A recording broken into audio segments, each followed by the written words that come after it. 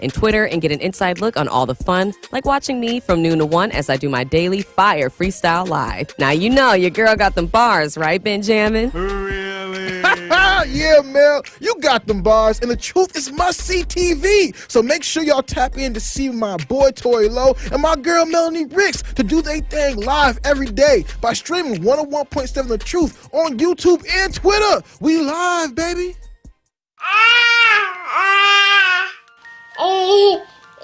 To some people, the sound of a baby babbling doesn't mean much. But that's not necessarily true. By 6 months, they're combining vowels and consonants. By 9 months, they're trying out different kinds of sounds. And by 12 months, their babbling is beginning to take on some meaning. Especially if there's no babbling at all. Little to no babbling by 12 months or later is just one of the possible signs of autism in children. Early screening and intervention can make a lifetime of difference and unlock a world of possibilities. Take the first step at autismspeaks.org.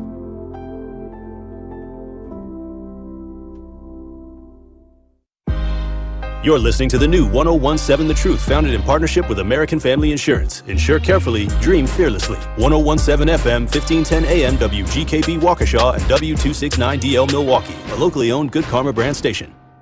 This is the Bloomberg Black Business Beat.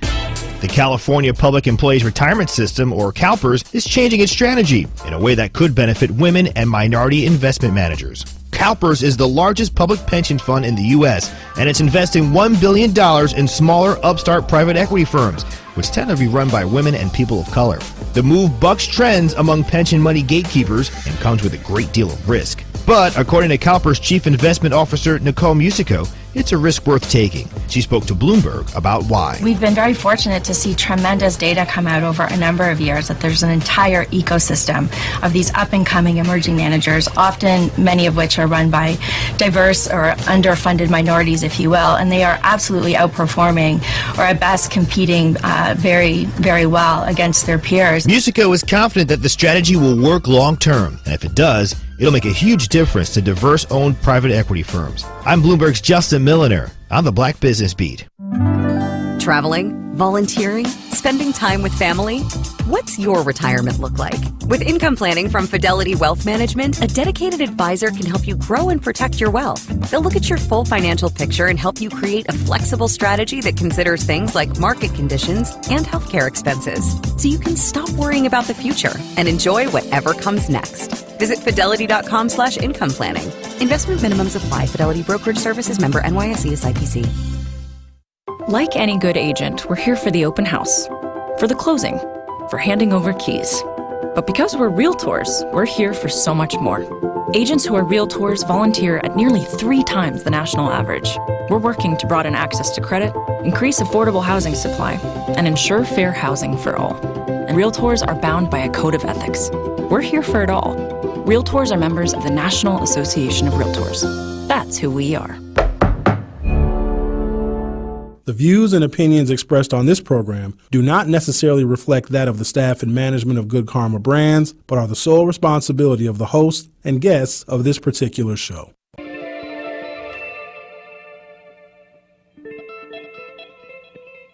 America may have many, many days, but they will be full of trouble. There will be no rest. There will be no tranquility in this country until the nation comes to terms with our problems. Bringing you social and political commentary from his mouth to your ears, breaking down the issues which matter to you. You're not put here to be a white man's footstool. You're put here to represent the very best in God's word. Legendary civil rights icon, the Reverend Jesse Jackson, in the studio. Reverend Jackson, how are you? Mr. Reverend, good morning on this chilly Milwaukee morning. And I am pleased to have one of the founding members of the Black Panther Party, Chairman Bobby Seale. Mr. Chairman, how are you this morning? Good morning. I'm doing just fine. Thank you. From Mr. Eric Holder. Mr. Holder, so good to see you. How are you? Well, I'm fine, man. How you been? It's been a long time. Haven't seen you for a while. the Dr. Cornell West. Dr. West, how are you, sir? My dear brother, you're so kind, you're so generous, though, man. But I salute you and the work that you were doing there. Doing a magnificent job there in Wisconsin. Stream live on 1017thetruth.com. Call in with your questions or comments. 833-212-1017. Join us on social media at 1017 The Truth. It may not be what you expect to hear, but I will definitely give you what you need to know. Are you ready for the truth? I want the truth! You can't handle the truth! Now, live from the American Family Insurance Studio at the Avenue in the heart of downtown Milwaukee, here is Sherwin Hughes. Good morning. Welcome to the program. Today is Thursday, September 7th, 2023. This is for African Americans specifically. You could be of a different minority protected class race. But for African Americans specifically, if you work in the metro area, so you work somewhere in the 4 or 5 county area, including the suburbs of Milwaukee County, depending upon what you do for a living, I know some workplaces are very integrated. And some of the workplaces in southeastern Wisconsin, especially in our metro area here, the Milwaukee metro area, might even have more people of color, more African Americans than Caucasian, which is not typical for the state of Wisconsin because African Americans are a super minority in this state. May surprise you to find out that only about 6 or so % of Wisconsin's population is African American, and we are pretty much concentrated rather, in Milwaukee, Racine, Kenosha. There are a few African Americans in Madison. I'm not sure if they know where they are. They were on their way somewhere else and just kind of got lost and stayed there. But for the most part, we are here. We're in Racine, Kenosha, and in Milwaukee. Now, depending upon what you do for a living, you may be a super minority on your job. Now, if you have a white-collar job, you have an office job, something highly specialized, there may not be a lot of African Americans in that field, in that profession, in that vocation. I know that I have dealt with this for the majority of my career, even when I worked in Democratic Party politics. In fact, the higher up you go in Democratic Party politics, the whiter it actually gets. And there's a whole phenomenon that exists that maybe one day I'll tell you about. But for the most part, I worked with not even Latinos, not even Asian folk. It was overwhelmingly white. Many times I found myself the only African American in the room, in the meeting, at the board meeting, right? And for the most part, it doesn't bother me. You get used to it. People are people, right? No big deal. It's very rare that somebody says something, but every now and again you'll get a microaggression, or every now and again I think they believe they're doing you a favor when they say, oh, let's hear from Sherwin. Let's hear his opinion on this. And sometimes they'll single you out. Sometimes when they do that, it's malicious. Other times they do that, it is just innocent and ignorant. But here's what I have learned. If you are the only African American or one of few in your department, on your floor, at your office, in your job, there are particular precautions that I would urge you take. Now, here's the thing. You ain't got to listen to me. But what I have learned from my experience, if you work in this metro area, which is still highly segregated, even when we have places of integration in this city, it's this really weird phenomenon that's been taking place in this city over the last couple of decades. Since they tore down 145. So there used to be a freeway that covered where the Fiserv Forum is now. So you would be headed downtown on I-43 South, and if you wanted to go downtown, you would get off on 145, and it essentially loops you around downtown, and you would get off on Van Buren. So all of the land where the Fiserv Forum is now was not developed because you had the pylons, the big concrete freeway supports, right? That was not developed land. They tore down the freeway, and then all of a sudden all this land opens up downtown. And on some of the land that's a little bit further east, they built condos on it. Still about an acre and some change is still vacant. But when they did that, it really integrated the city, because now you could go from Fond du Lac Avenue, which runs northwest, southeast, diagonally slicing the city. You could take Fond du Lac Avenue right straight to downtown. You used to couldn't do that because the freeway was there. And so what it did is it brought an influx of North Side residents. And if you're familiar with Milwaukee, the North Side is predominantly African American, and it still is. Been predominantly black for the last 90 years, and there's not much change. Now, there's some gentrification, but it's still a predominantly black neighborhood. So even when you have more African Americans going out downtown, because a long time ago we didn't really go out downtown that much, there wasn't as much to do. The cultural attractions weren't there. In the black community on the North Side, you had all sorts of establishments, nightclubs, bars, restaurants, taverns. But something happened that coincided with them tearing down that freeway. Now opening up the North Side, where you have a direct route from the North Side right to downtown, they started closing a lot of the bars and the restaurants and the nightclubs and the taverns that were on the North Side that traditionally catered to North Side residents. I don't know if that was it was a random act or if it was very much intentional. So now the entertainment dollars that African Americans spend, and we spend a bunch.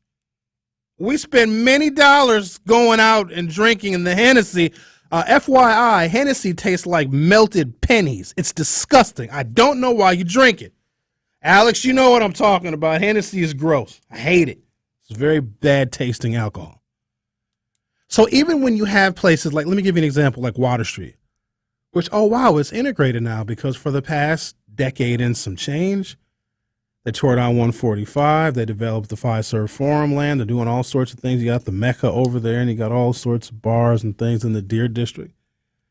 Even when you have places that are now supposed to be integrated, they become segregated again. Have you guys noticed this?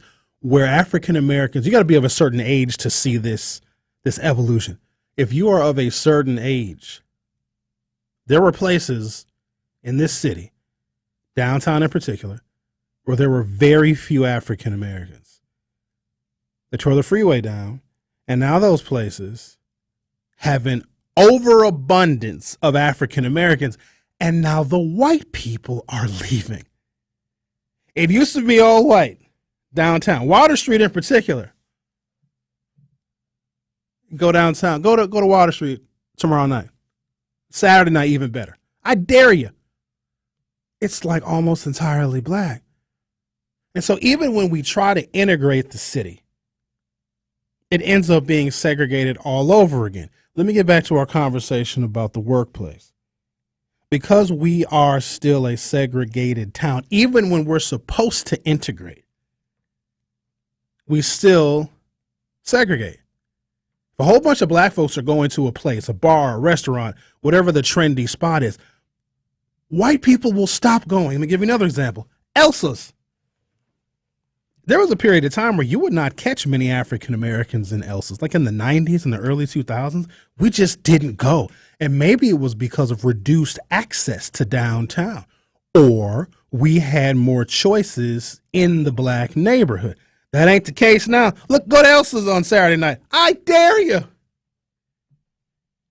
And so what happens is the white people that used to inhabit these spaces, these bars, restaurants, places for entertainment and leisure, stop going. So when it's supposed to be a huge melting pot of all of the people coming together, the white folks say, no, that's okay. We'll pass. Go to Carson's. I dare you. And Carson's food is not that good. So when we start going to a place, when we find something new, even though very few of these things are new, it's new to us. Because this younger generation of African Americans, their parents didn't really go out downtown. So their parents, when they were telling the stories of where they went and what they did, the fun that they had, downtown was usually not in the geography of where they traveled to. But this younger generation, oh, they stay downtown. We are still a segregated city. So when you go to work, and if you're an African American, and the workplace is totally different, there's different rules that apply. And it shouldn't be different rules that apply based upon your race. I'm just telling you to be cautious of some things. So keeping this in mind, in a region that is still very much segregated, kept that way mostly because we have not integrated a system of rail that can bring people from the city, from the north side out to the suburbs and the office parks where the jobs and the corporations have built, new places of work. And they cut the bus routes as well. Scott Walker did that. They're very subtle with it, but they've kept the region still segregated. Well, when you have segregated, when the people are segregated, when our bodies are not physically in the same space together, where people are getting to know each other, experiencing life on a day-to-day basis with each other, attitudes remain stereotypical. So you could be working in a downtown office in Milwaukee, but a lot of your coworkers are from the Greendale and the Greenfield and from the West Bend and from the Mequon and from the Thiensville. So you work with a whole bunch of white folks that don't even live in the city of Milwaukee. You are under a microscope, whether you want to be or not. You deserve to have that job. You're probably the best employee that they possibly have.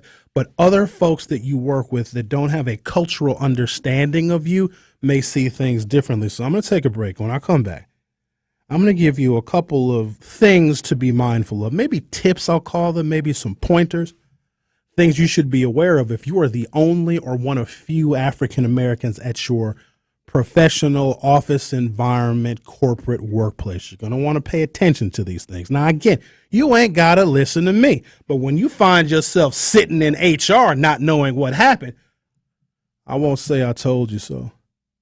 The Truth with Sherwin Hughes on 101.7 FM will be back shortly. More of The Truth with Sherwin Hughes is next on 101.7 The Truth, The Truth app, and 1017thetruth.com. Tap into the best power hour in radio in Milwaukee. It was embarrassing. I was embarrassed. Let's go. Go. On the Jumbotron. Let's go. This is zipper all down. Cameraman's all zoomed in on it. That could have been real embarrassing. Wearing your Tuesday's panties when it was Friday. And it's you're silly. That would be the most embarrassing part. Listen to Nothing But the Truth with Melanie Ricks, weekdays from noon to 1 on the award-winning 101.7 The Truth. At Associated Bank, they know opportunity can't wait. If you're a female or minority small business owner, their community uplift loans could be for you. Loans range from $5,000 to $50,000. Get funds in as little as one business day. Talk to a relationship manager today about a community uplift loan and other business banking services. Call 800-270-7725. Visit AssociatedBank.com or stop by your local branch. Because you help build the Midwest and your neighborhoods, they got your back. Associated Bank, your money works here. Subject to credit approval, member FDIC, equal opportunity lender.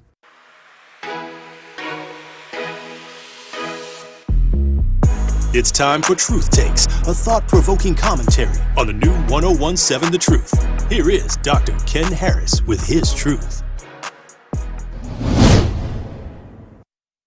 I'm tired. I'm tired of watching this city fall apart and have leaders who will not say why. What is the issue with saying what the issue is? I have 5 things that need to be addressed in the black community to mitigate, to stop crime, period. Hands down, full stop. Number 1, when your kid does something wrong, they need to be held accountable. If it's a smack on the wrist for something they did that was little, that's fine. Otherwise, they need to be held accountable. Number 2, parents, you need to take care of and raise your kids. It is not the job of the police, the fire department, the school, or anybody else to raise the kid that you decided to have. It's on you. For those kids that have now come into adulthood, go to college for at least an associate's degree in a trade. That way you can either start your own business or get a good job. Number 2, when you graduate from high school with at least a 2.5 grade point average or higher. And then finally, probably the number 1 thing that everybody needs to think about, and whether you agree with it or not is irrelevant, it's my truth take. If you disagree, God bless you. But the bottom line is, wait to get married before you have children. Why? Because the responsibility of raising them is on you. This has been Truth Takes on the new 101.7 The Truth. Listen to The Truth in the Afternoon with Dr. Ken Harris, weekdays from 4 p.m. to 6 p.m. It's The Truth with Sherwin Hughes on 1017 The Truth, The Truth app, and 1017thetruth.com.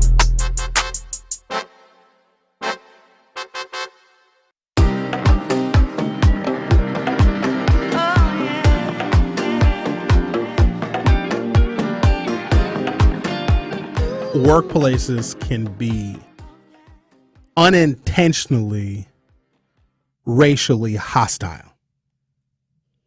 And African Americans that have worked or do work in spaces where it's majority Caucasian and suburban, you know this.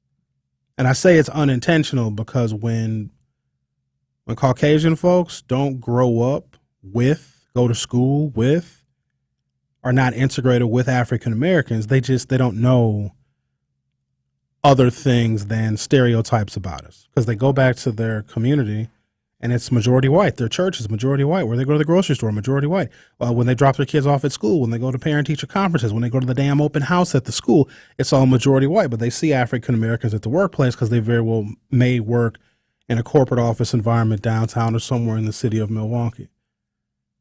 And that is where you will find the microaggressions, because sometimes they don't know what is and is not offensive. And I firmly stand by this. It is not your job to teach them. But there are some days where you don't feel like it. You're not in the mood for their playful, casual little jokes. And they think it's sweet because you work together. They think they can joke around with you and play with you. And it might be something as overt as telling a racially offensive joke, or it could be talking about politics can create a racially hostile environment. Because let's be clear, the majority of African Americans that do vote for Democrats, a lot of them still vote for Republicans. So if they ask you questions about how come you people don't like Trump, or what did President Barack Obama do for black people, you got to avoid that, because that can create major conflict, and both of y'all, but probably you, will end up in HR. So there are things that I think that you should avoid. When you go to work, you should be going there to do your job. And I know, especially as the employees get younger, they tend to socialize more. They tend to fraternize more. And I can't speak to that, because I do know that younger generations are more diverse than my generation and our parents' generation. That I know. So I'm not necessarily speaking to the people in the 20s and the early 30s. They think that people in their age group are their peers. And sometimes they think that all of their coworkers are their peers as well. Newsflash. They're not. They're not. Because you don't know what your coworkers are thinking. One of your coworkers that you may think is a friend of yours has a cousin that's looking for a job. And their cousin has experience doing what you do. Now, they like you. They think you're nice. They think you're funny. They think you dress well. But they would rather work with their cousin. Don't be naive to that. And so if they can set you up to get you fired, they will. And it's not even personal. It's just, oh, no, I'd rather work here with my cousin because I know my cousin better. My cousin would fit in better with the quote unquote office culture. Oh, please be careful when they use the term office culture or corporate environment. Do y'all really think that that reflects African Americans when they talk about the corporate culture here? The office culture, the office environment here, when it's 95% Caucasian folks, you know exactly what that culture is. And here's the thing. We may not fit into it personally, but we can fit into it professionally. As long as you do your job and you're good at your job, you can fit in any corporate office environment. But what I don't like personally, this is just me, when the corporate culture or the office culture of your job is personal, it's a bunch of friends going out getting drunk, touching each other's booties and stuff. Stay away from that. Don't touch no booty. Alex, you understand me? Don't do it. It's tempting, but you bet not. Here's the first thing that I would recommend. And I know some of y'all are literally doing this thing right now, but I'm going to advise against it. Now, again, do what you want. Oh, Sherwin is just looking out for you, but you ain't got to listen to me. Here's where they will get you. Your internet usage. Do not ever send personal or private emails from your work computer. Don't do it. You're not thinking anything of it. There is a log, and there's probably a handbook that they gave you. You didn't read it. Don't nobody read the employee handbook. Sorry, nobody reads it. Oh, just like you read the terms of service for all of the internet apps that you use. No, you don't. If you read some of the terms of service of like Facebook and Twitter and Instagram, you wouldn't be on those apps. So few people read the employee handbook. Now, some employers will have like a training on their policies and procedures. That's different. Most of them don't. They don't waste the time. They put all that on you, knowing you're not going to read it. So when they catch you up, when they catch you slipping and they fire you, or you get reprimanded, or you get sent to HR, you're going to have no idea why. It's because there was something about the internet usage policy in the handbook that you didn't read.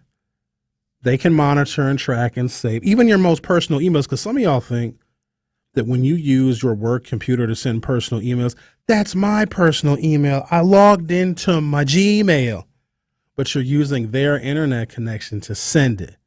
They have that, okay, and it can be used against you. Here's what I would suggest.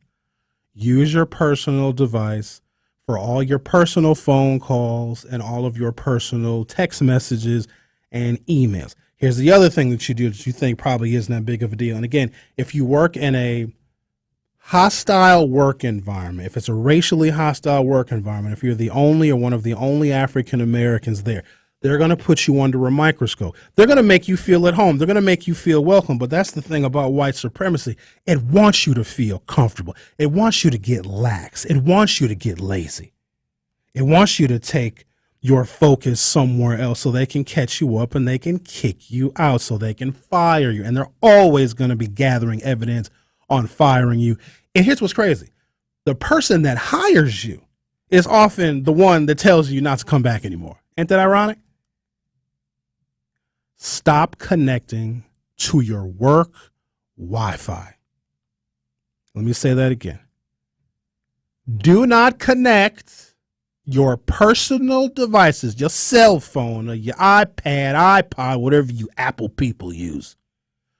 Do not connect it to your work Wi-Fi, because now they have access to everything you send and receive while you're connected to that Wi-Fi. You ain't got to believe me, but you should trust me on this one. I don't ever, not one time ever. And I like the people here at Good Karma Brands, but I bet you my cell phone ain't connected to their Wi-Fi here. Ain't no way. I get a perfectly decent internet connection on my phone. In fact, I got a computer. I bring in my little laptop. That's what I do my preparation on. I prepare my shows on my little personal little laptop. I don't use none of these computers here. Now I got a studio computer. But the studio computer I use here is just the articles that I may reference from time to time. I don't send and receive no personal emails on these jokers. None of that. So I bring my little laptop. Well, I got to connect my little laptop to the internet some kind of way so I can research my articles and I can look stuff up and I can find stuff that's going to be helpful or maybe offensive to you guys. It's how I prepare my show. I use my cell phone as a Wi-Fi hotspot, so I never connect to the Good Karma brand Wi-Fi ever. And let me tell you what they did around here. Ooh, I might get in trouble for this. So they revamped their internet policies here, and that's always a red flag. And so now we have like our own, if you want to connect to the Wi-Fi here and you're an employee, when they told me this, I was just like, no, thank you. So now there's like a certain Wi-Fi that I would want to connect to, that I'm supposed to connect to if I want to use the Wi-Fi here at Good Karma Brands, which I don't. And then they gave me a password to connect to this Wi-Fi that they have here. I think it's specific for employees. So if you're here and you want to connect to their Wi-Fi, I ain't going to lie to you, it's probably super fast. But no, that's okay, because I prefer my slower hotspot cell phone Wi-Fi connection that's a little bit draggy and laggy to, instead of being on theirs, which is probably turbo fast, but they get access to everything. Do y'all know that when you go in public and you connect to the Wi-Fi, that they can see everything on your cell phone? You ever wonder why you get certain spam emails and you get certain messages, you get weird telephone calls You get all these advertisings and all of the things. When you go to a public place and you connect to their Wi-Fi, they got you. They got everything. Don't do it. I know it's real convenient. Every time I go somewhere out in public, and it's always some kid. Hi, what's the Wi-Fi password here? What is? I'm like, you's a fool, but I ain't gonna correct them. Hard head make a soft ass. That's what my mama used to say. Do not connect to your work Wi-Fi. So they sent me an email saying, oh, if you're, Sherwin, if you're going to connect to the Wi-Fi here, here's your password that you're going to use to connect to it. Do you understand when they give me a password, that means that they're going to monitor every single thing that I do. And here's what's crazy. The password was my last name in like 4 numbers. I'm like, oh, you must think I'm an idiot. I also use a virtual private network, meaning my IP address. I can pick any city in the world where it looks like my phone is located in that city, right? So no one even knows that I'm on the internet in Milwaukee because I'm usually broadcasting or with my virtual private network because it allows you to mimic IP addresses in another country. Y'all wouldn't know that when Sherwin goes on the internet, it looks like I'm in Iceland. No, seriously, it's worth it. It's like $3 a month, totally worth it.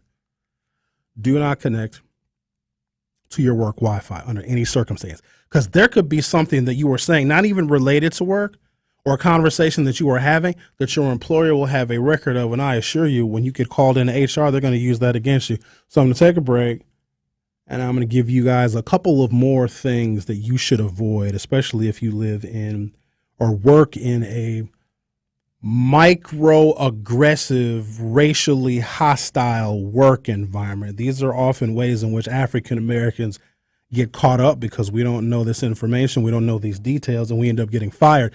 And we say, oh, they were discriminating against me. That's why I got fired. Well, maybe, but you gave them all that they needed to fire you and not get sued for racial discrimination because you're not following these very simple rules. Now, again, you do not have to take my advice, but when you're over there filing for unemployment, you know what you're going to say?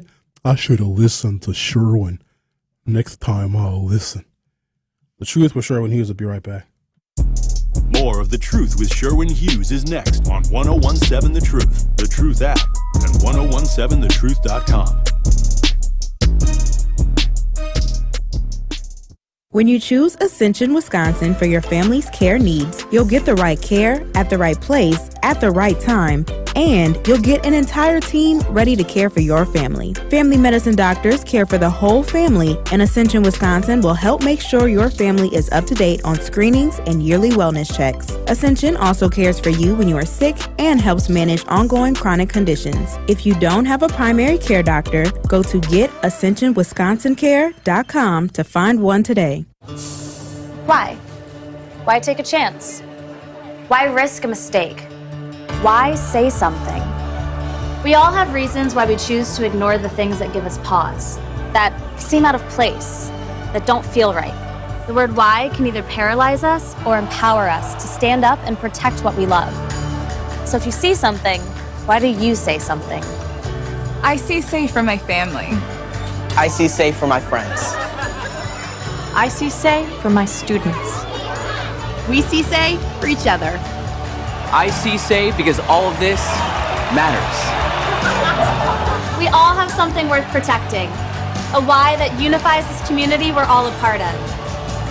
So protect your everyday. Report suspicious activity to local authorities. If you see something, say something.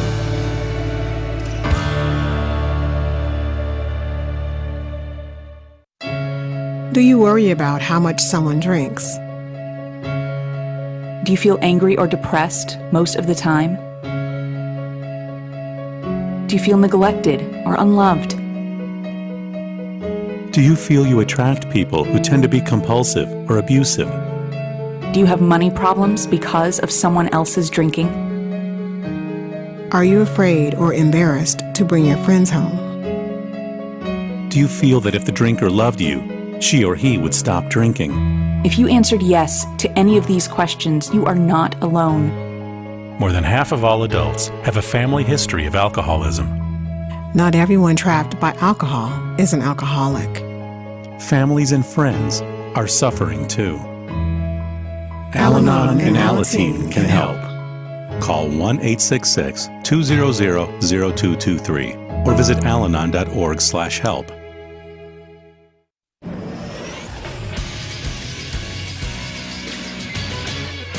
This is Associated Bank's Sports Update on 101.7 The Truth is powered by ESPN Milwaukee. I'm Brandon Snide. Tough start to the week for the Milwaukee Brewers as they had the tie and run on base in both the 8th and the 9th innings in Pittsburgh.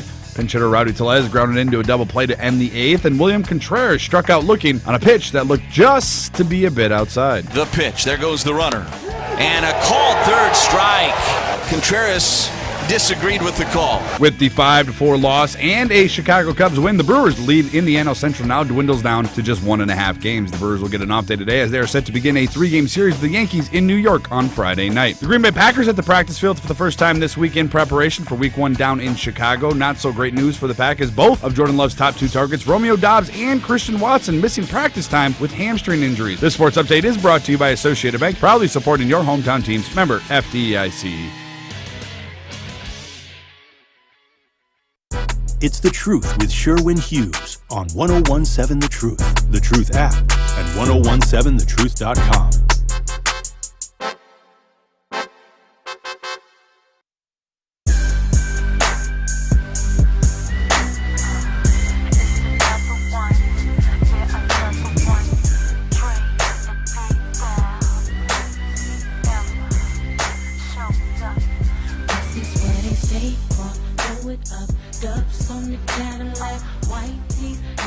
All right, there's a couple other things that I think you should be aware of. Again, you don't have to take my advice, but I want you to be safe in an environment that you may not even know is hostile, because they're not always going to tell you. They want you to be very comfortable, because you might be a very good employee and they don't want to lose you, but they will replace you, especially if they can find someone or they know someone that better fits in with the office or corporate culture. They'd almost rather have somebody that fits in better with the office and corporate culture than have you, because they can train the right person. The culture part, having somebody fit in and integrate to how this particular office does stuff, that's harder to find. But here's what's crazy. There might be people that are higher up in management wherever you work, and you might be the higher up in management. So some of this stuff may not apply to you. But there might be people who are mid-level in management that hate you. They don't want you working there. They're going to be nice to you. They're going to smile at you. They're going to say good morning. They're even going to make small talk with you. But they don't want you there. Now, it could be someone above them that does want you there. But middle managers are always the worst, aren't they? No offense to some middle managers, because some of y'all are great, but they're like caught between like the hourly employees, the lower wage employees, but then they got to answer to people that are way above their pay grade. Like they're the ones that are refereeing the fights, and they're always in a very, very tough position because they used to be one of those low level employees, and they work their way up the ladder just a little bit, and they see the C-suite positions in their future. So you got to be careful of those folks, because they can be so overwhelmingly professionally ambitious that they will stop at nothing. And this is in corporate America. This is in government. You just got to be mindful of the folks in middle management. You also got to be careful when you go to non-work sanctioned events. Beware, beware, beware of the happy hour. Hey, Sherwin, bunch of us are going to go to Rascals after work. You want to come? No, I'm busy. Aw, Sherwin, you don't never go to Rascals with us. Come on, just this one time. No, I'm busy. I'm a caretaker for Mitch McConnell. I'm very busy after work. I can't go to Okay, maybe next time. If it's a work-sanctioned event, that's a little bit different, but I still would advise caution, because you know what does not mix and what should not mix? Your coworkers, especially the ones that don't like you, and you don't even know that they don't like you, but mixing them with alcohol, woo-wee, good luck. Sometimes people get a little loosey-goosey when they drink, and those people might be you.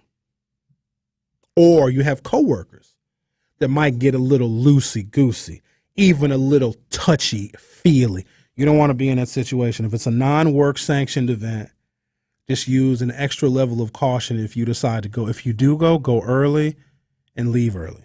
Don't stick around for the drama that may ensue when some of your alcoholic coworkers have a few too many.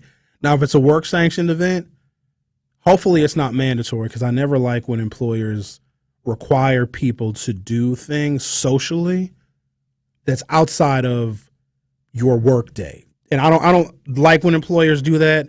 And here's the thing, if you don't go, they'll use it against you as well. Because a lot of people nowadays do not respect the work-life balance because they have nothing else going on in their lives. They love work. They love going to work. They love being at work, mostly because they hate it at home. But that ain't my problem.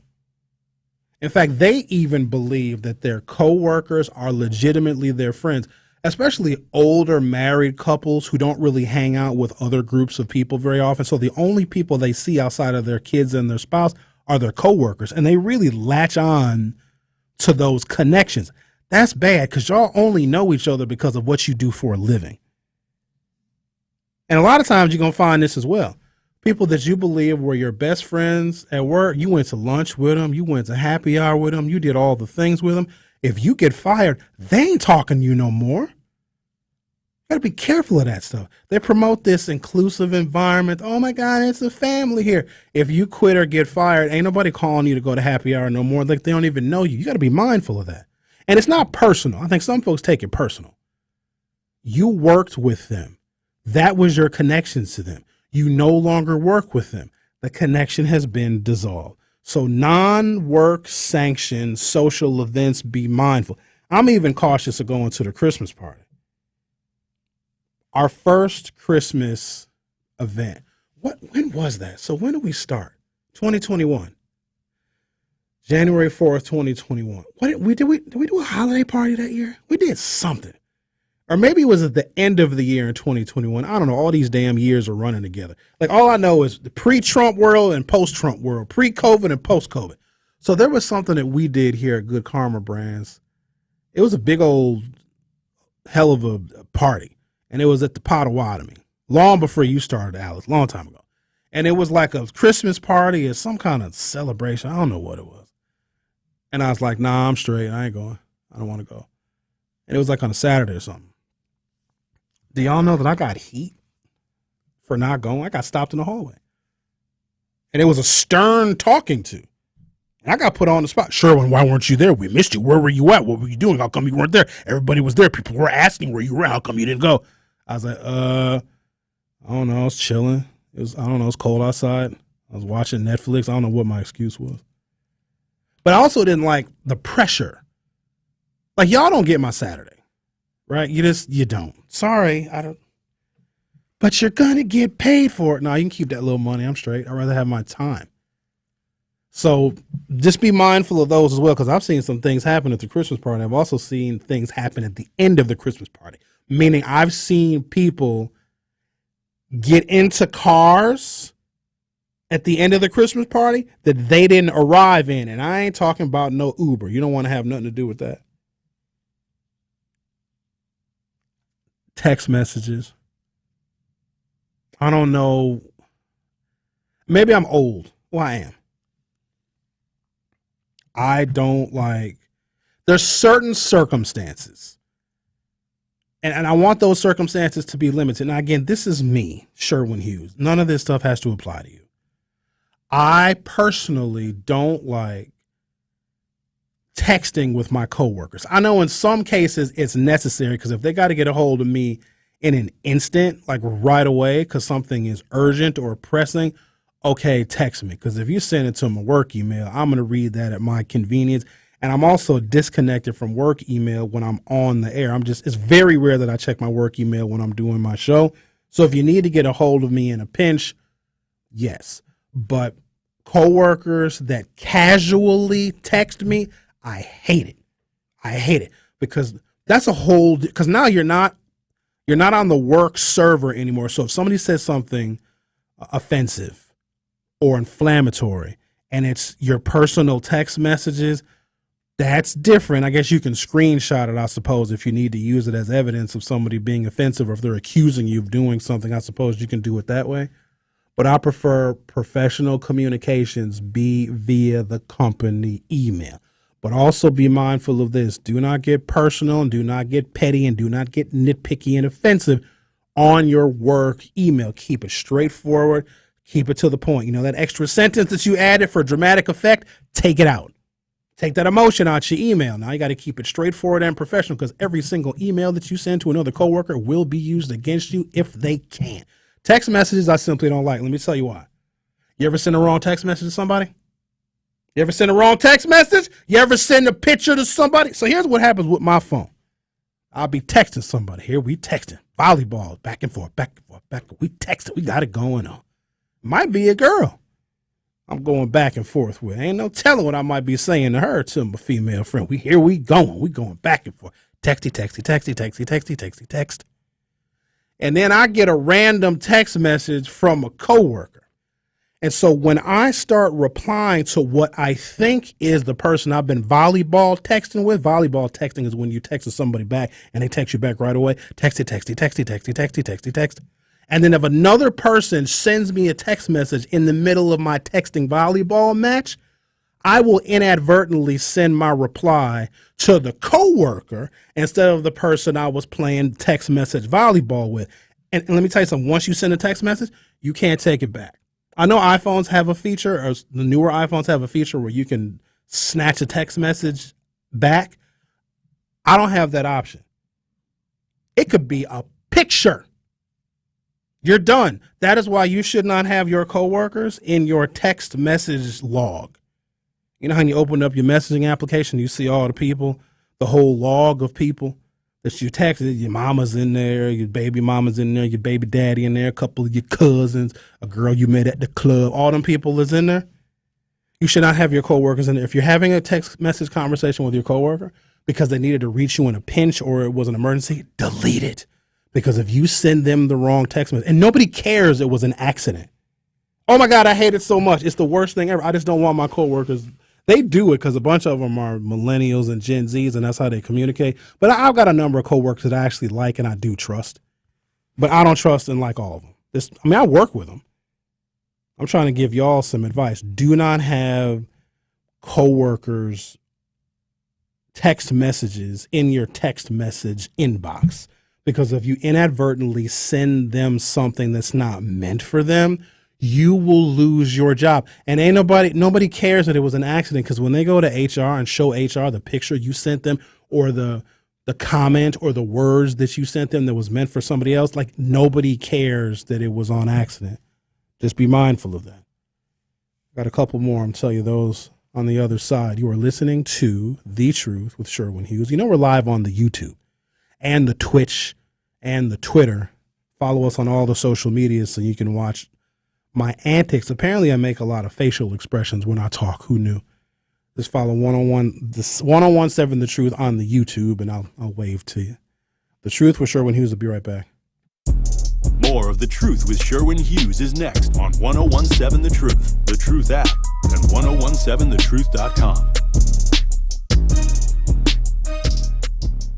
The more barriers we break down, the more rooms we are in, the more tables and committees we sit on, the more racist they get. So when you see black leadership, just know that they are doubling down with their covert operations to make sure that leadership doesn't spread. Milwaukee, quite honestly, might be messed up because we have black elected officials. Listen to The Truth with Sherwin Hughes, weekdays from 9 a.m. to 12 p.m. At Associated Bank, they know opportunity can't wait. If you're a female or minority small business owner, their community uplift loans could be for you. Loans range from $5,000 to $50,000. Get funds in as little as one business day. Talk to a relationship manager today about a community uplift loan and other business banking services. Call 800-270-7725. Visit AssociatedBank.com or stop by your local branch. Because you help build the Midwest and your neighborhoods, they got your back. Associated Bank, your money works here. Subject to credit approval, member FDIC, equal opportunity lender. Making healthier food choices doesn't have to be hard or expensive. You can ensure your children and family get the nutrition they need by making every meal a My Plate meal. Choose healthy items like low-sodium vegetables, fruits canned and 100% juice, whole grains, lean proteins, and low-fat dairy. Also, buying in-season produce from your local farmer's market, using food share at your local grocery store, or use of the mobile market are all easy ways to save money on food. Make every meal a MyPlate meal to make you and your family healthier. Learn more about healthy eating and how you can support nutritious foods for families at www.hungertaskforce.org/myplate. The Brewers pennant race is heating up. Make sure you have a spot when October comes around. Get first dibs at postseason tickets with your 2024 season ticket plan. Not only will you get first access to Brewers postseason tickets, but season seat holders only enjoy exclusive benefits, the best seats, big savings on tickets, exclusive rewards, and more. Place a deposit now to be a part of the postseason and beyond at brewers.com/season tickets. Don't you wish your life came with a warning app? Stop. That dog does not want to be petted. Just a little heads up before something bad happens. Move your coffee cup away from your computer. Oh, no. So you can have more control. Stop. You're texting your boss by mistake. Uh-oh. Well, life doesn't always give you time to change the outcome, but prediabetes does. With early diagnosis and a few healthy changes like managing your weight, getting active, stopping smoking, and eating healthier, you can stop prediabetes before it leads to type 2 diabetes. It's easy to learn your risk. Take the 1-minute test today at doihaveprediabetes.org. Warning. The cap is loose on that ketchup. Ugh. Don't wait. You have the power to change the outcome. Visit doihaveprediabetes.org today. That's doihaveprediabetes.org. Brought to you by the Ad Council and its prediabetes awareness partners. This is The Truth with Sherwin Hughes on 1017 The Truth, The Truth app, and 1017thetruth.com.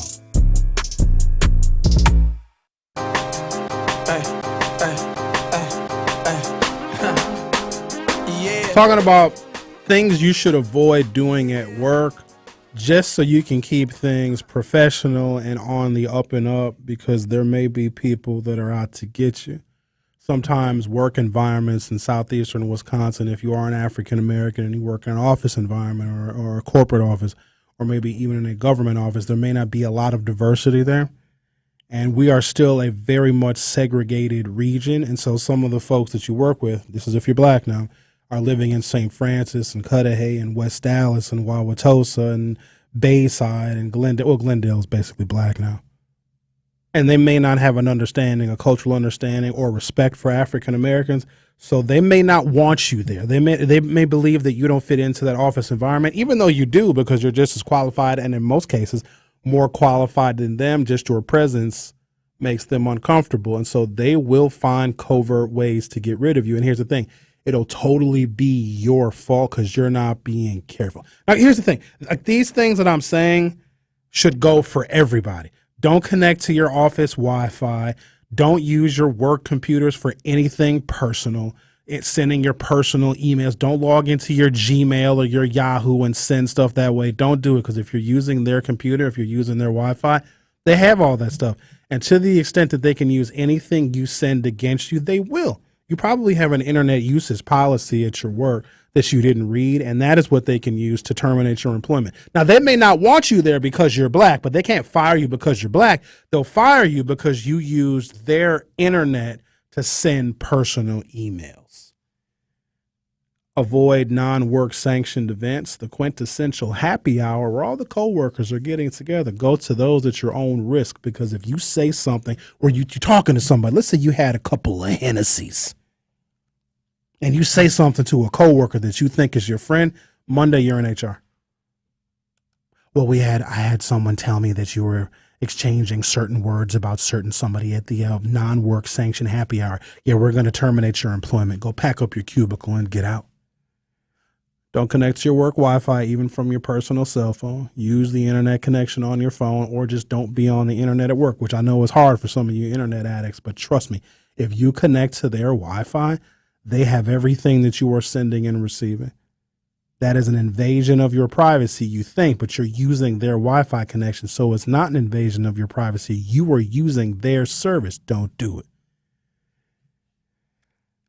Engaging in gossip. Oh, I know that's the tough one because it's salacious. Oh, did you hear about so-and-so? so-and-so that works in the accounting department. Don't engage in that. You know where I learned this from? Women. Let me tell you one of the fallacies about women. Not all women, of course. They do show each other support outwardly. You go, girl. Girl power. I got your back, girl. Do y'all understand how fake and how backstabbing and how conniving women can be? You understand the verbal assaults that they commit on one another and how competitive and how petty they are? I ain't never seen nothing like it. Because with dudes, if we don't like you, we ain't going to mess with you.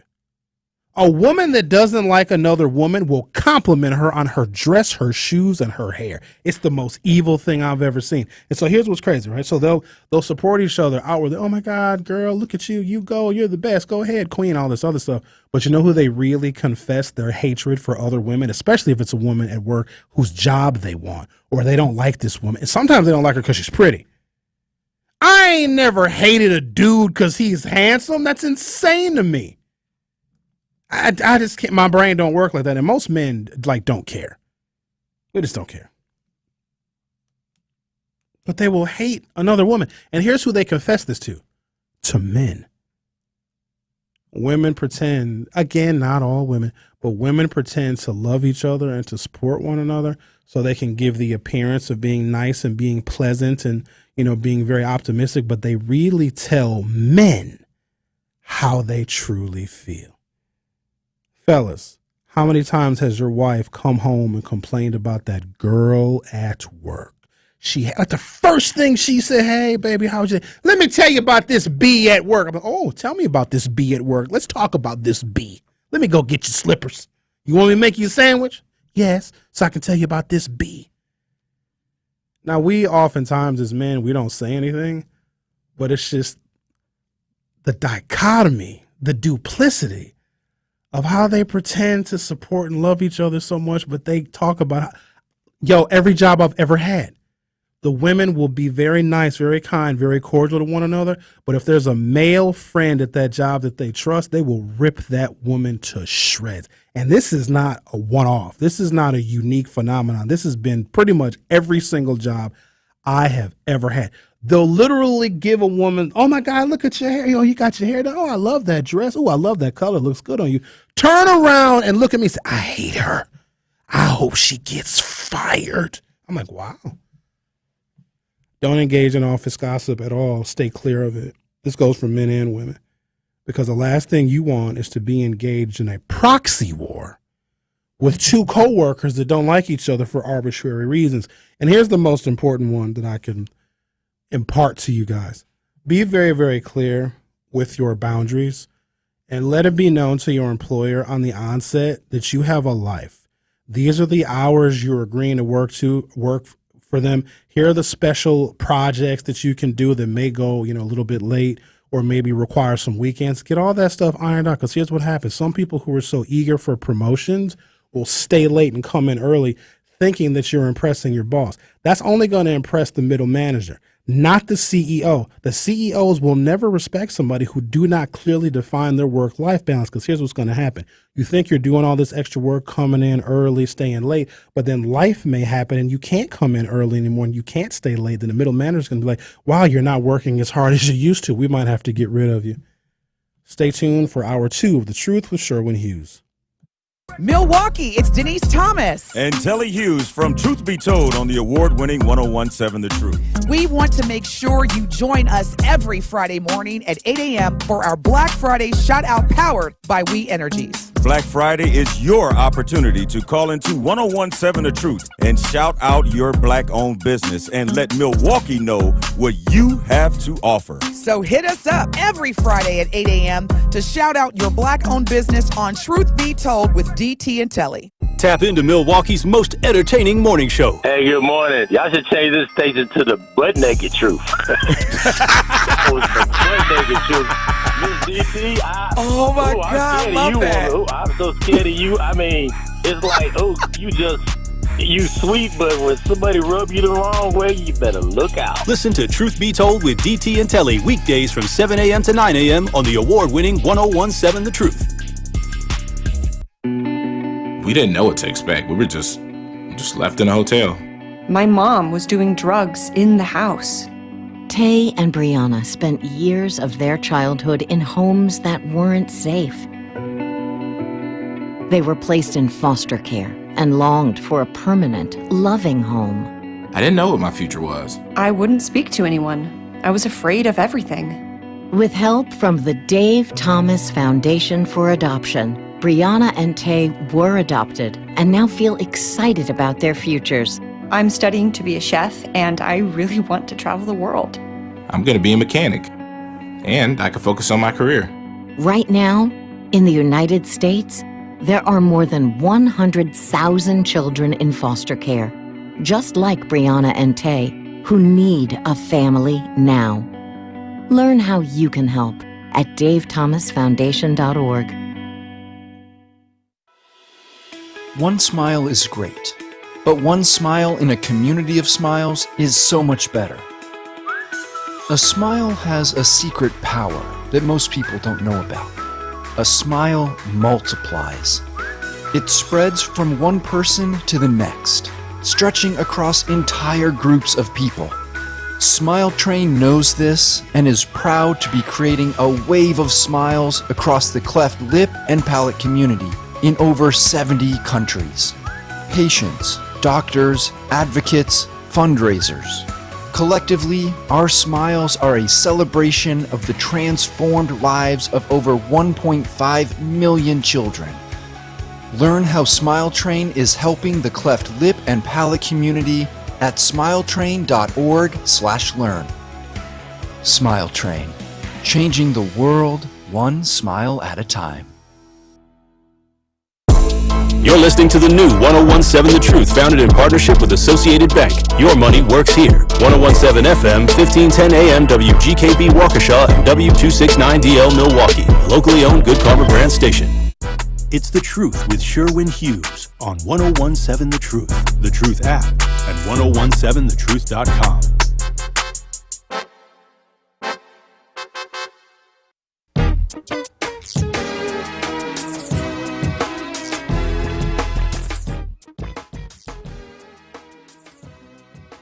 Of things to be careful of, cautious of in the workplace, because they will be using things against you and you may be completely unaware. Or here's the most likely scenario: we take our lack of privacy for granted. This is just the world that we live in. We're on the Facebooks and we're on the Twitters, or whatever Twitter is now. We're on the Instagrams, and like they have all of our information. We're telling Instagram where we're at, taking pictures of our food, then tagging a restaurant, checking in, doing all sorts of stuff. And I think we believe that there's no consequences to that. The consequences are grave, especially because our guard gets let down when we're at work, and we may exhibit some of the same kinds of internet behaviors at work that we should only be doing at home. When you connect to a public Wi-Fi, especially if you're, the restaurant or the coffee shop, whatever, they have all your information. So just be careful and be cautious of that. But at work, it's even more significant because now your employer has access to the things you are sending and receiving. And most of the time, I'm sure it's probably not that big of a deal. And most employers may not say anything, but they can. If they're building a case against you to get rid of you. And here's the thing. You don't know when they're building the case against you. You find out when the case is built. Expect your employer to build a case against you. As much as they say they love you, as much as you go to the little happy hours and all those social things they do, none of that stuff matters. It's a facade. You were there to work. You were hired because of your experience. You were hired because you can make that company money with the resume that you provided. Maybe you charmed them in the interview. Maybe you're a good fit for the company, but there's always someone that can charm them in the interview and be a better fit for the company. And I say this in the context of race, because our city is still segregated. And the attitudes about African Americans in the minds of some Caucasian folks, especially suburban Caucasian folks, who live in the suburbs for a reason. They used to live in the city, or their parents lived in the city, or their grandparents lived in the city, but they don't anymore, right? They live in the Greendales and the Greenfields and the Oak Creeks, and they live in the Franklins. Where else do they live? The Wauwatosas and the Baysides and the Glendales. Well, not necessarily Glendale, because that's black. Brown Deer, that's black too. They lived there. Their parents moved out there. Their grandparents moved out there to get away from us. That's why the suburbs exist, ladies and gentlemen. Don't believe me? Go read the housing covenants. They were created to be geographical enclaves in which black people could not buy or rent. And it's written into the deeds and the creations of like 18 of the 19 suburbs. They literally wrote it down for a period of 30 years, 40 years, 60 years. In the case of either Cudahy or South Milwaukee, their housing covenant was 100 years. Now, federal legislation in 1968 signed by Lyndon Johnson made housing covenants unconstitutional and illegal. But when South Milwaukee created their housing covenant, you could not rent. Nobody in South Milwaukee could rent, sell, or otherwise convey their property to someone who was not of the white race until 2024. If we didn't have that federal legislation, if you were black until next year, you couldn't buy or rent a property in South Milwaukee. So along with that intentional, like scripted in black and white, written on ordinances and on deeds, comes an attitude about African Americans. And that attitude doesn't go away. Now, we can live wherever we want to legally. And if somebody discriminates against you, you call the Federal Housing Authority and they'll hopefully take care of it for you. But that doesn't mean that the people in those suburbs like us, right? Because they don't want us out there. They believe that the appearance of African Americans will lower their property values. That's why they wanted to live in other places away from us. That is why property in black neighborhoods all across the country is undervalued for the simple fact that we live there. And it's ripe for gentrification. Now, you got some of these young white couples that got $100,000 from their parents and their grandparents as a wedding gift. They get a whole bunch of money so they can start their lives together as a married couple. Because you got to keep in mind, in some cultures and communities, marriage is a business transaction. They don't even love each other. It broke my heart when I heard about some of these marriage contracts that they have. And these are people I've known for my entire life. You know, I grew up in Brown Deer in the 80s. That was back when black people weren't a threat. Like now we're a political threat. We're an economic threat. We're all sorts of threats. We weren't a threat back then. And they would just like marry their high school sweetheart because they would combine the families. And yeah, they liked each other. I mean, they went to prom, they had sex, whatever. But these married couples that are in it for the business arrangement, they'll have a whole nother boyfriend or girlfriend. They're still married. I could tell you all about a situation. I shouldn't get into it. This is how I get myself in trouble. She's like, "Oh, I'm available on Friday night. It's my husband's turn to babysit our daughter, so I get to do whatever I want." I said, "Huh? How does the biological father, your husband, it's his turn to babysit your daughter?" Like, yeah, we take turns. She said to me, he has a girlfriend out of town, and she didn't care. Let me find out, please. Please let me find out my wife got a boyfriend out of town. Guess what? Me and her getting on that flight together. That's what we got. Like, oh, we going to Detroit, huh? All right, well, let's sit coach. Let's go see our man. Sheesh. I said all that to say the workplace can still harbor the racial attitudes that we see, especially play it out in modern politics, right? So just be mindful and be careful. And if you stick to a handful of rules, and if you don't overexpose yourself, especially your internet activity, don't overexpose your social time or your personal time with coworkers. Don't engage in workplace gossip. It's a bad idea. Don't connect to your workplace Wi-Fi, and don't text your coworkers. I know y'all are going to do it. You already do it. But it's a bad idea because in the rare events you send the wrong text message to somebody, and now that's happened to me before. Thankfully, it wasn't. Well, no, I did end a friendship. It's like we had a group chat, right? And there's a group of us on this group chat, like 7 of us, and it was ridiculous. But here's what's crazy, and this is all something that men shouldn't even be doing. So there's 7 of us on a group chat, okay? But then there would be a couple of us that would do our own individual text messages to our friends in the group chat. So there's stuff that I want to say, let's say to Chris, that I don't want to send to the whole group. Well, I made the mistake of I sent a message to what I thought was just my guy. Ended up going to the whole group chat. Man, that fallout was permanent, actually.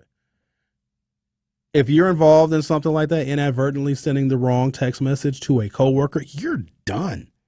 Because I know some of the pictures y'all send via text message to your love interests.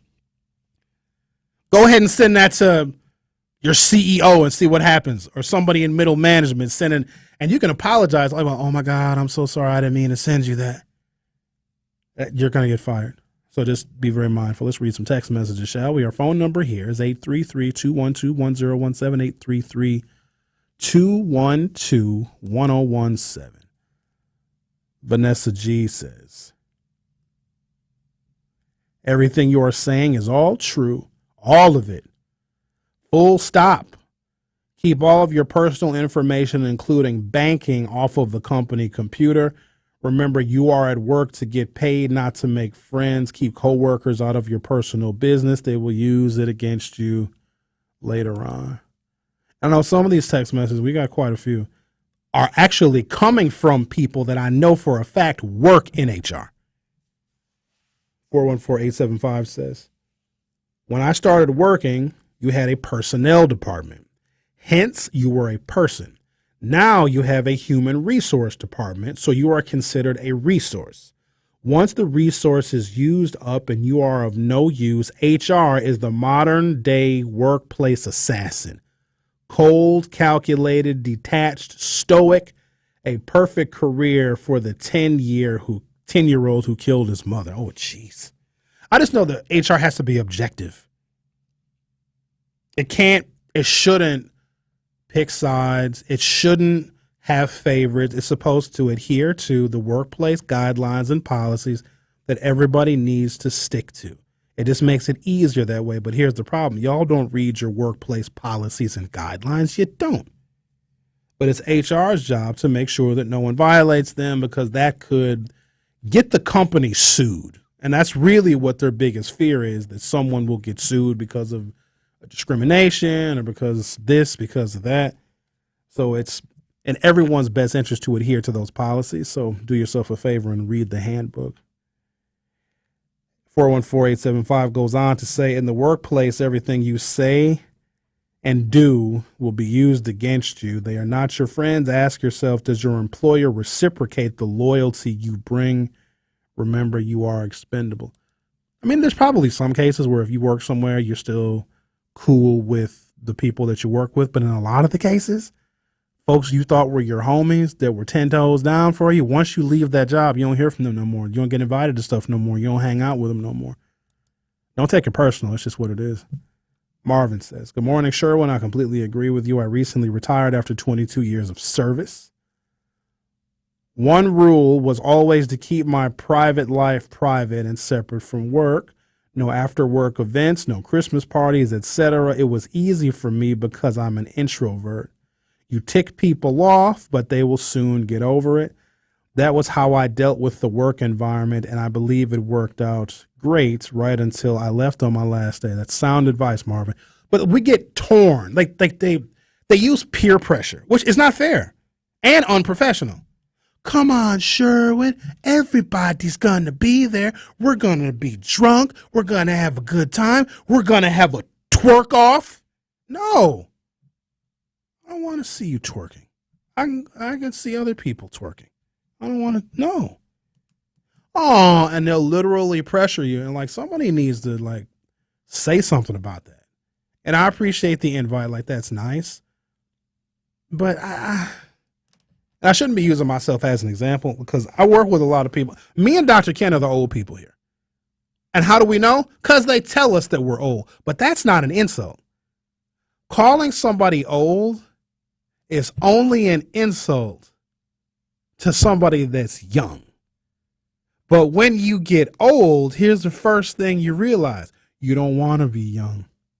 You understand? So they think that they're insulting me. Sherwin, you and Dr. Ken are old. Yes, we are. Being a black man and having the luxury to age is priceless. Sherwin, I am. And I don't even criticize the young, because one day, if they're lucky, they'll be old too. Time is its own revenge, and youth is wasted on the young. Sorry, Alex, but the world will make more sense to you once you cross the 40 threshold. You'll be able to predict how it turns. Nothing will shock you. Nothing will surprise you. You'll be unflappable. You'll be mature. You'll have coping mechanisms, because by the time you get 40, and let's say you have like a certain routine for your life, and you perfect your routine in your 30s, like that's where you create the routine, but in your 40s you just live in that routine. You're prepared for everything. You're prepared for most things. Let's say you'd say that. So yeah, you don't care if a child calls you old. So I work with a lot of people that are a lot younger than me, and they're very nice. They're very nice people, but they're my coworkers. They are not my peers. Ms. Shack says, what about charging our phones at airports? You're fine to charge your phone. But so that's the thing. So I have this thing called a virtual private network.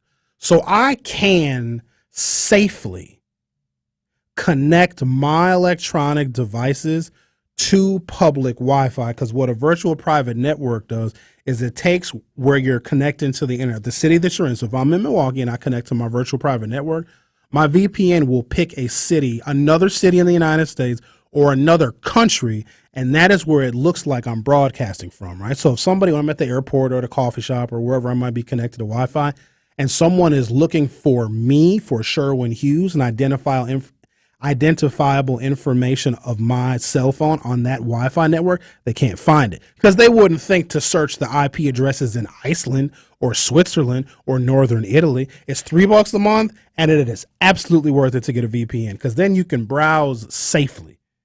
Now, you're not totally immune from like hacking and that kind of stuff, but it makes it so that using public Wi-Fi or even work Wi-Fi is safer, because even I don't use it here. Because I think they told us that we can't. I swear I heard somewhere that we can't use VPNs here at Good Karma Brands, because that means they can't track my internet activity when I connect to the virtual private network. It's called NordVPN. That's the one that I use. I guess I probably could post a link if you guys are interested in it. But yeah, it just makes sure it keeps your browsing shadowed, right? You're masked when you're browsing on the internet. Ms. Shack says, that's why I have no female friends. She said, hell no. Why is that, Ms. Shack? How come you ain't got no female friends? I've always been curious. Well, I know the reason why some women don't have female friends. You got to have some. Because if you don't have any, that's a red flag. I would never date a woman that only has male friends. Hell no. I don't care how much I like her. I don't care how cool she is. I don't care how mature, how smart, how laid back she is, how much fun I don't care how much money she got. If all of her friends are dudes, she has either had sex with at least one of them, or most of them want to have sex with her. And women say, no, they don't want to have sex with me. Oh, don't believe me? Offer it to them hypothetically and see what they do. You'll turn around and have their pants at their ankles in 10 seconds. I thought you'd never ask. Duh. Hell no. Y'all women got to understand that when you have male friends, unless they're gay, like really gay, you know what I mean? Like super gay, then have all the male friends you want to. Absolutely. Go to La Cage, go out with them and put on your feather boa, go party with the gays.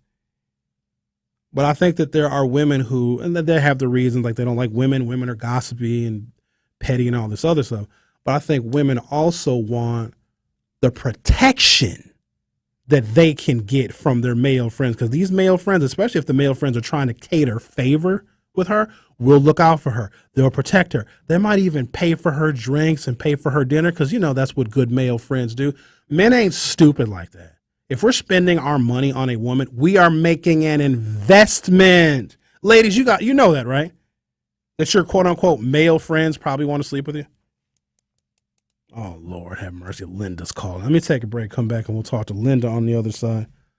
You're listening to The Truth with Sherwin Hughes. I'll be right back. More of The Truth with Sherwin Hughes is next on 1017 The Truth, The Truth app, and 1017thetruth.com. This is 1017 The Truth's Melanie Ricks, and I am Milwaukee. I love Milwaukee so much. I love how rich this city is in history, and I love how rich we are in the moment. I think that every day there's something new that our city accomplishes, but it's important that we keep remembering that it takes a village to be great, and I know that we can be great as long as we all stick together. So why not stick together and join the home of Milwaukee's realest conversations where you can speak your truth. We are the new 1017 The Truth. Milwaukee Black Talk.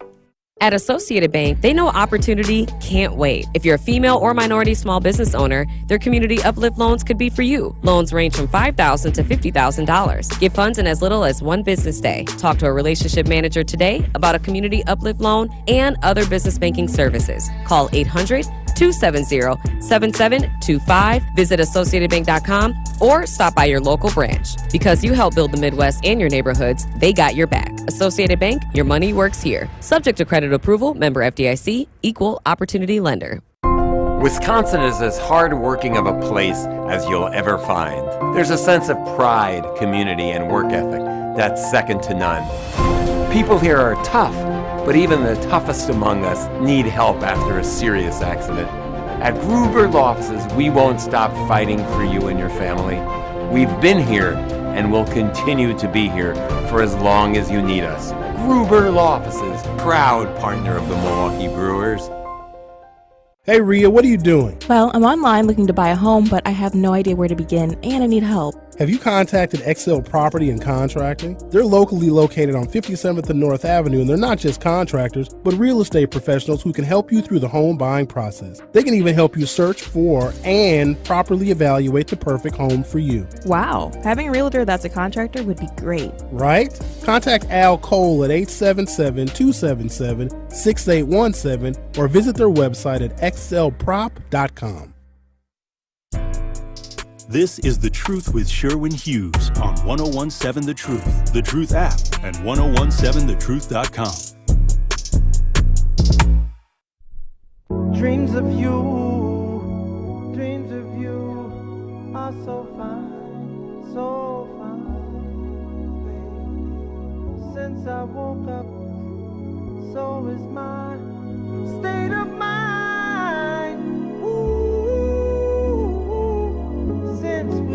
414737 says HR is a lonely profession. We have no friends in the organization. That's because we're afraid of you. Ain't nobody more afraid of HR than Sherwin Hughes. Why? Because I flirt with cancellation every moment of every single day. I also have colleagues, very capable, very smart, experts at their crafts, and they are consummate professionals. I will say that about the other hosts at our different stations here, of the people that I know. And one of them is Mark Chmura. I get to see Mark Chmura every single day. Like, I'm a Packer fan since I was a wee tot. I like Mark. I think he's a nice guy. And even our folks over at WTMJ. The WTMJ listeners, some of them are monsters. That's why I don't like to do segments and shows over at WTMJ, because they got a text message line too. You know that we can't read every text message that we receive, and some of y'all get all offended and get all petty and angry we don't read the text messages. We can't. Even though it was you that texted it, it's us that's saying it, so I can get in trouble for what y'all are saying. Some of them I read, some of y'all text me, and I delete it right away because you just want to be intentionally offensive, and that don't fly with me. But the content that I produce is so different than WTMJ and ESPN, so I stick out.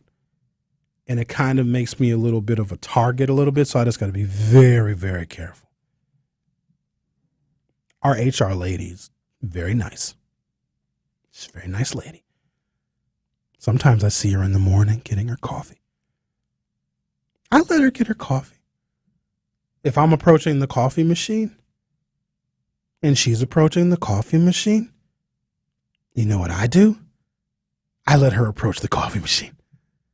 And she's very nice. Oh, no, Sherwin, you go ahead. No way. Here, want me to put your lunch away for you?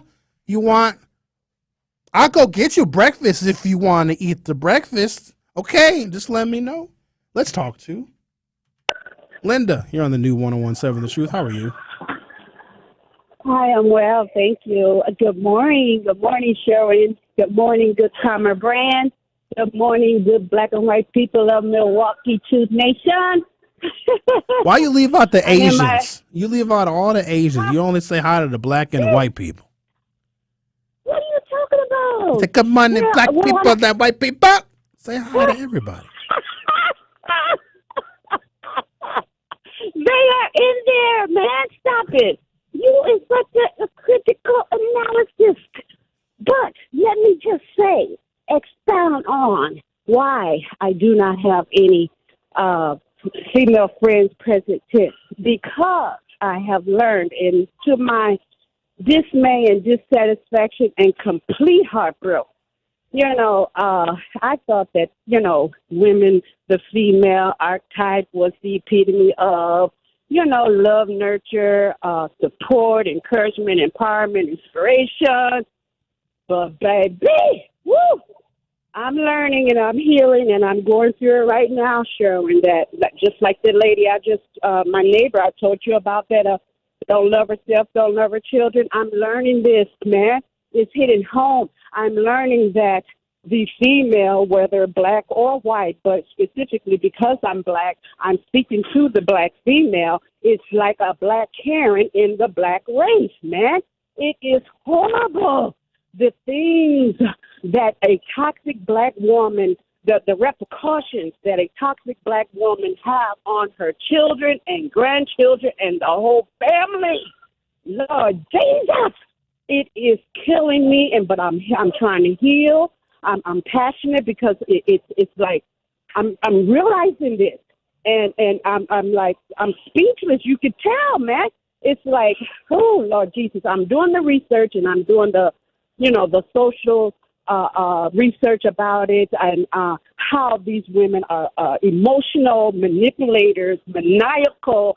Their heart is not there where we put them because we put them there because they're our grandmother, they're our mother, they're our auntie, that sister, half sister, whatever, man. Sometimes people that are the closest to us do not want to see us succeed, and that's a hard pill for me to swallow, even in my own freaking family. Half sister obsessed with destroying me and my son's relationship. But Linda, Man, can't you connect with other women outside of your family though, and have female friends? The reason why I've concluded that is because during a series of relationships with black females, I've come to realize that what I've just said. Sometimes they don't mean you success.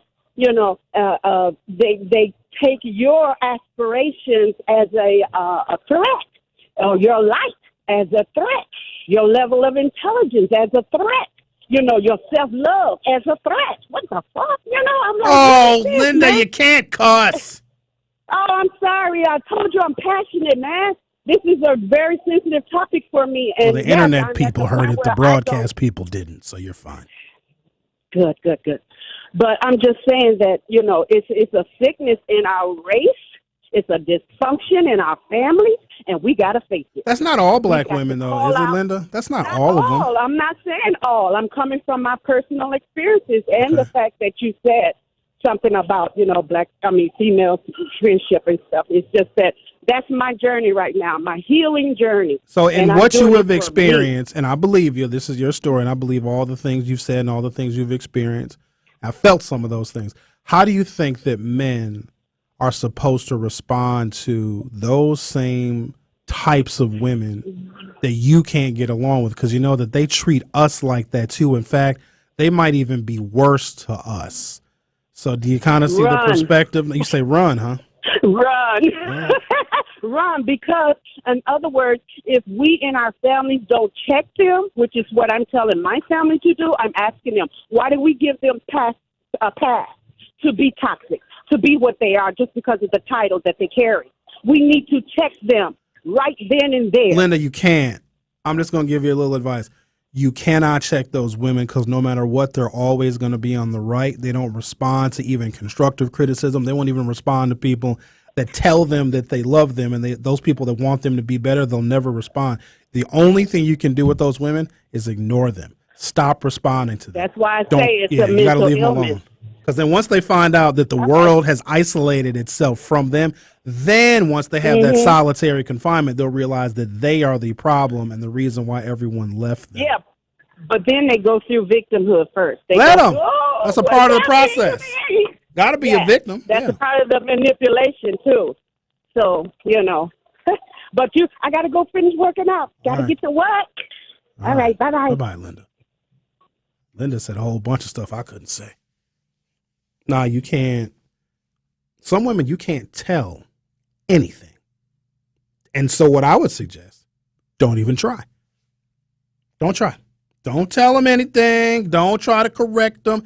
Don't tell them how they made you feel.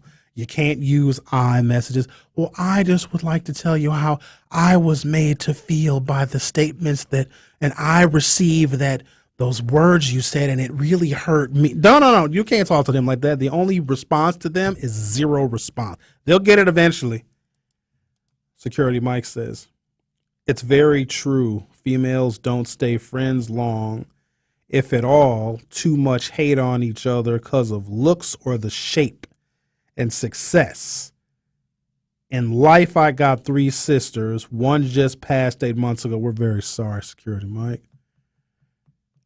And none has a true female friend to this day because I've asked them, Security Mike. I'm not trying to have this delve into, women not supporting one another. Because that's the image that I think they want to portray, that women are supportive of one another. But they blow their cover because they tell us men all the hate they have for other women. And as much as I even hate to admit this, but I've seen this so much, it must be true. Don't let the girl be young and pretty. Don't let the new hire be pretty and dress according to her body type. If you got it, flaunt it. As long as she stays within the bounds of whatever acceptable dress is at the corporate office environment, sometimes they will push that boundary. But the young, pretty girls get discriminated against because of their bodies sometimes, because of their looks. It's so horrible. Just because men can't relate to that. Like, I ain't never going to come to work and be like, man, look at Alex. I hate Alex. Alex is handsome. Look at Alex wearing that T-shirt and that baseball cap. Who does he think he is that he can walk around here with jeans and tennis shoes on? Hell no, I ain't never talking to Alex again. That stuff doesn't even cross our minds. When I come to work, I'm trying to do the best job that I possibly can so I can leave work with peace of mind that I did my best. Everything else is ancillary. The Truth with Sherwin Hughes will be back shortly. More of The Truth with Sherwin Hughes is next on 1017 The Truth, The Truth app, and 1017thetruth.com.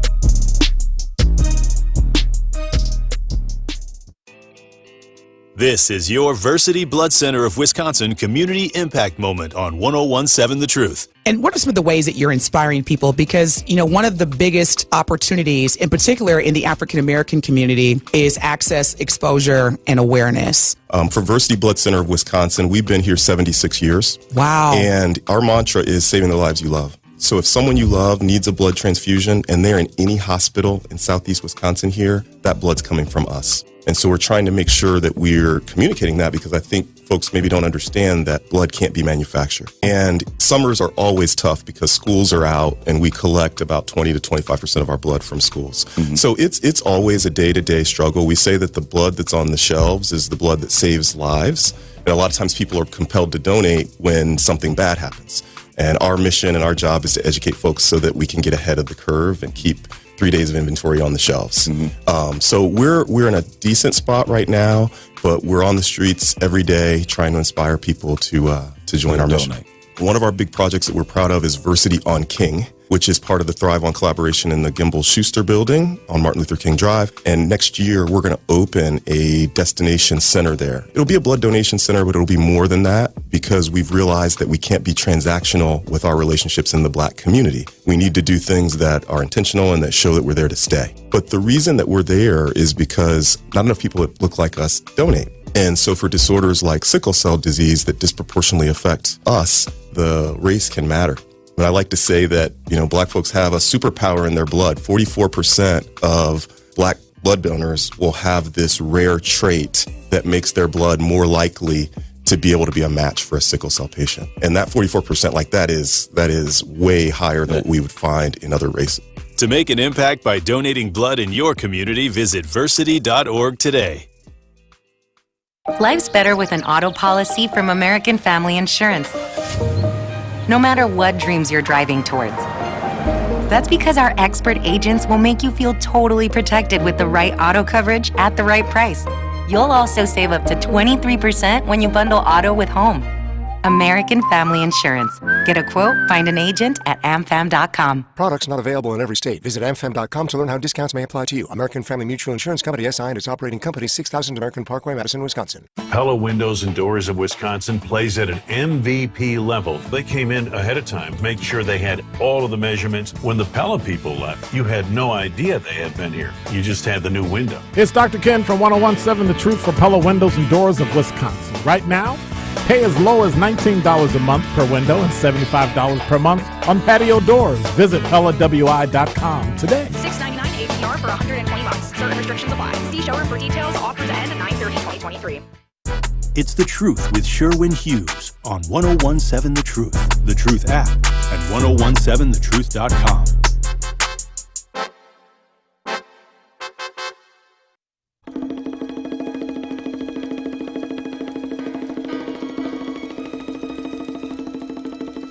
Dreamed of you this morning, then came the dawn, and Rodney says, the best response, in my opinion, when invited to do anything I don't want to attend, I'm assuming a professional or you're invited by your coworkers or your colleagues. They say the best response, in my opinion, when I'm invited to anything I don't want to attend is have fun. All right, me too. Hey, Sherwin, we're going to go do a bunch of shots and get drunk and do a bunch of questionable stuff after work. You want to come join us? Have fun. So one time, only one time since I've been working for the Good Karma brands. And it's only since we've been here. Because they'll send emails out. Company emails. Teammate happy hour. Because we're not co-workers here. We're not colleagues. We're teammates. Teammate happy hour at the 3rd Street Market Hall bar at 5 o'clock or whatever. And I said, you know what? Let me check it out. Right? I'm going to go for a minute, see what it does. Because there's actually some people that I work with that I don't see them very often. Because they may not get here until I'm on the air. And when I get off the air, it literally is lunchtime. So there's some people that I know are really, really cool. And it'd be nice just like to talk to them, like get their perspective on things, but I don't see them, right? So let me check this little teammate happy hour out. But when I went, I made sure that Zach and Benjamin was going to be there too, because I got to have somebody there I can talk to, because I don't know a lot of these people. In fact, when I'm walking around, because our studios are downstairs, but all the like cubicles and the offices are upstairs. And I walk around, because when I come in the morning, I'm upstairs, because that's where my preparation room is, where I do all my show prep. And I walk around up there, I'm like, I don't even know these people. Like, I'd be wanting to ask some of the people that work here, like, who are you? Do you work here? What do you do? They're always walking real fast with a clipboard. They're always in a hurry. Just walking real. Oh, excuse me. Excuse me. Excuse me. I got to get out. Oh, excuse me. I don't know who these people are. So I said, okay, you know what? Let me go to this little teammate happy hour. Benjamin gonna be there. Zach gonna be there. Worst comes to worst, I can just kick it with them. Do y'all know that no one showed up? It was just me, Benjamin, and Zach. In fact, I think somebody called Carrie. Carrie was like, I ain't going to that mess, and I never went to another one again. So I tried. So they can't say, oh, Sherwin, you don't ever go to teammate happy hour. Au contraire, mon frere, I did go. You didn't go. So that's it for me. 414-403 says, great information on the virtual private network. I actually put a link to NordVPN. That's the VPN that I've been using for years in my Facebook group, Hughes Views on the Facebook. It's the first thing you see when you go to Hughes Views. Go check it out. I think you even get a couple of months free. It's cheap. It's like $3 a month. 414-232 says, who you got tonight, Detroit or Kansas City? This is the season opener of the NFL. I got to go with the Super Bowl champs. But I think Detroit is going to be a very competitive team this year. I can't wait to see Jordan Love. We are now in the Love era of the Green Bay Packers. Someone had remarked on Twitter, this is the first time in the history of this 100-year-old storied NFL franchise where where QB1 is black. Now, they've had other black backup quarterbacks, but this is the first time the Packers are over 100 years old that they've had an African-American quarterback. A lot of teams across the league have had black quarterbacks, except for the Packers. And so someone was just remarking on that historical moment for the Green Bay Packers. And let me say this, and maybe I'm biased. Football starts and ends with the Packers in Lambeau Field. Period. Like, this is football, not expansion teams. It's not real football if your home city is hot. That's not real football in Texas. Dallas Cowgirls. You know what? I don't know if this is true or not, but I heard that the Dallas Cowboys players all wear thongs under their uniforms. I don't know if it's true. I don't want to find out. That's what I heard. So somebody remarked that, this is the first time in Green Bay Packers history where they have a black starting quarterback, where QB1 is African American. Dude, the number of racist white people that got angry that someone was just marking in the historical moment for this storied franchise is really disturbing. It really was. I was very saddened because I like to think that we can come together with football. We may disagree politically. We disagree on social issues and a whole bunch of other stuff. We may not see eye to eye, but on Sunday, we all come together, we put on our Packers jerseys, and we watch the game, right? It's like a reprieve from the trials and tribulations of the world. And football Sundays, like fall football Sundays, it's just my favorite time of the year. It's the perfect way to end the week and to prepare yourself for the week that's coming. I love watching football on Sunday. But to hear the number of Green Bay Packer fans that are upset or disturbed that someone, hey, you got to mention he's black. Yes, we got to mention he's black. It's important to us. Like, just let us commemorate historic firsts for us. Can we just do that, white people, without you getting so bothered? Why are y'all so triggered? Good God almighty, the only thing that triggers the white people is mentioning something not white. They have a fit, don't they? Why you gotta bring that up, Sherwin? Obama was the first black president. No, he was just a regular president. Why you gotta bring it up, Sherwin? Unbelievable, you guys. 414-232. I know that was a very long answer to your text message, but I'm gonna go with Kansas City tonight. Brittany says, if someone bought you a new iPhone, would you accept? No. For what? I try to use the iPhone. I can't. It's like I'm right-handed. But when somebody gives me an iPhone and expects me to navigate it, it's like I have only my left hand. So if you're right-handed, you ever tried to like grab a pen or a pencil and try to like write stuff down with your left hand? It's terrible. It feels uncomfortable. It's awkward. It's almost like you don't know how to write anymore. I can't use an iPhone. iPhones are like for children. They're very they're simple and playful. There's nothing complicated or complex about them. They're designed for people whose IQs are less than 100. And that's why y'all love them so much, because you don't need to have a lot of brains to use them. Like if you give a 2-year-old an iPhone, they'll be able to navigate it with expert precision.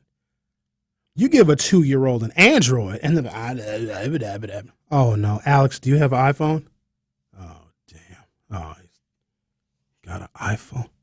All right, we're going to take a pause for the cause. We're going to come back and talk to our official poet laureate, J.D. Masters, on the other side. If you want to be like him, or if you want to text us, got a bunch more text messages to read at 833-212-1017, 833-212-1017. I'm not entirely sure of what the topic is. It kind of started with workplace behaviors you need to be mindful of.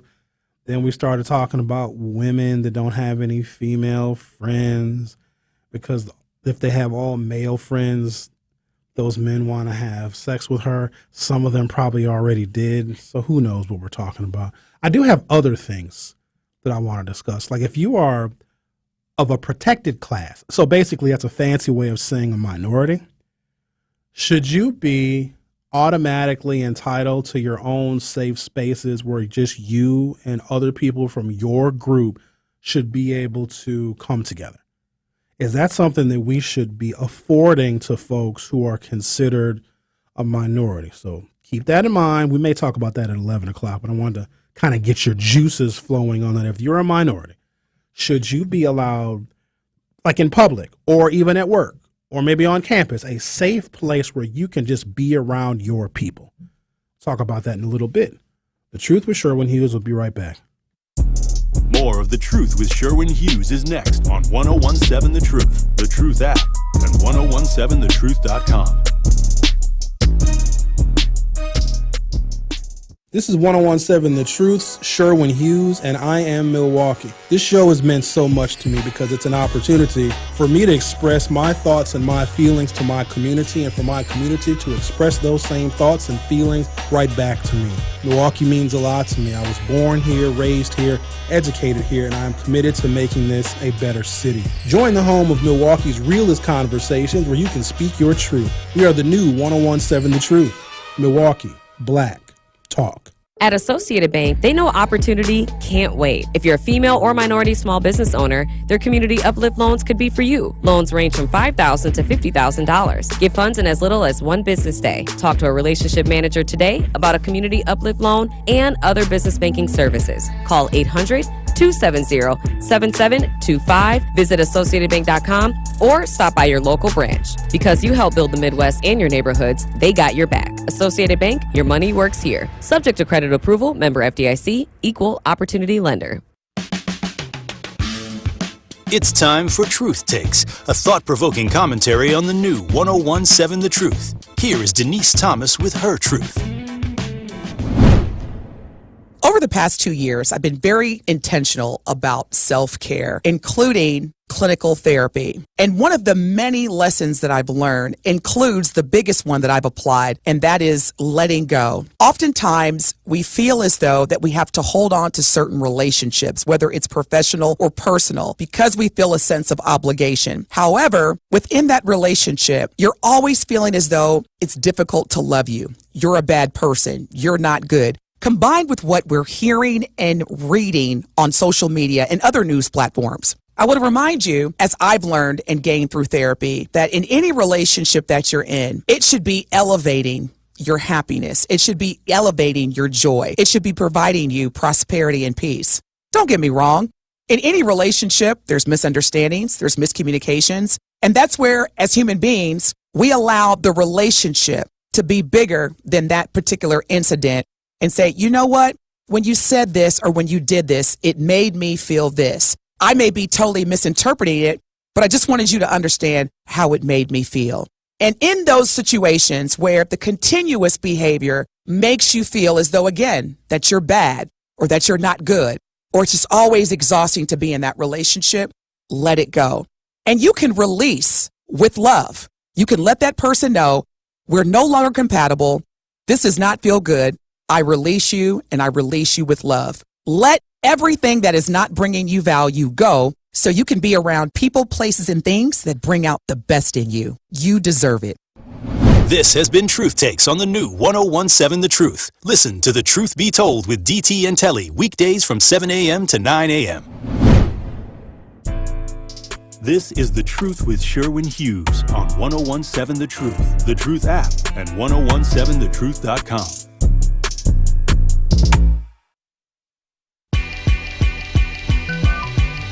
So tell me, Slim, what you want to do when you know I'm in love with you.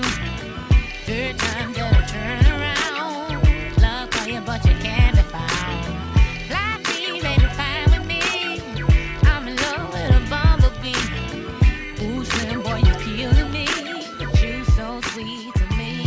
Ow, honey. Welcome back. Let's talk to the official poet laureate of 1017 The Truth, Mr. J.D. Masters. J.D., how are you?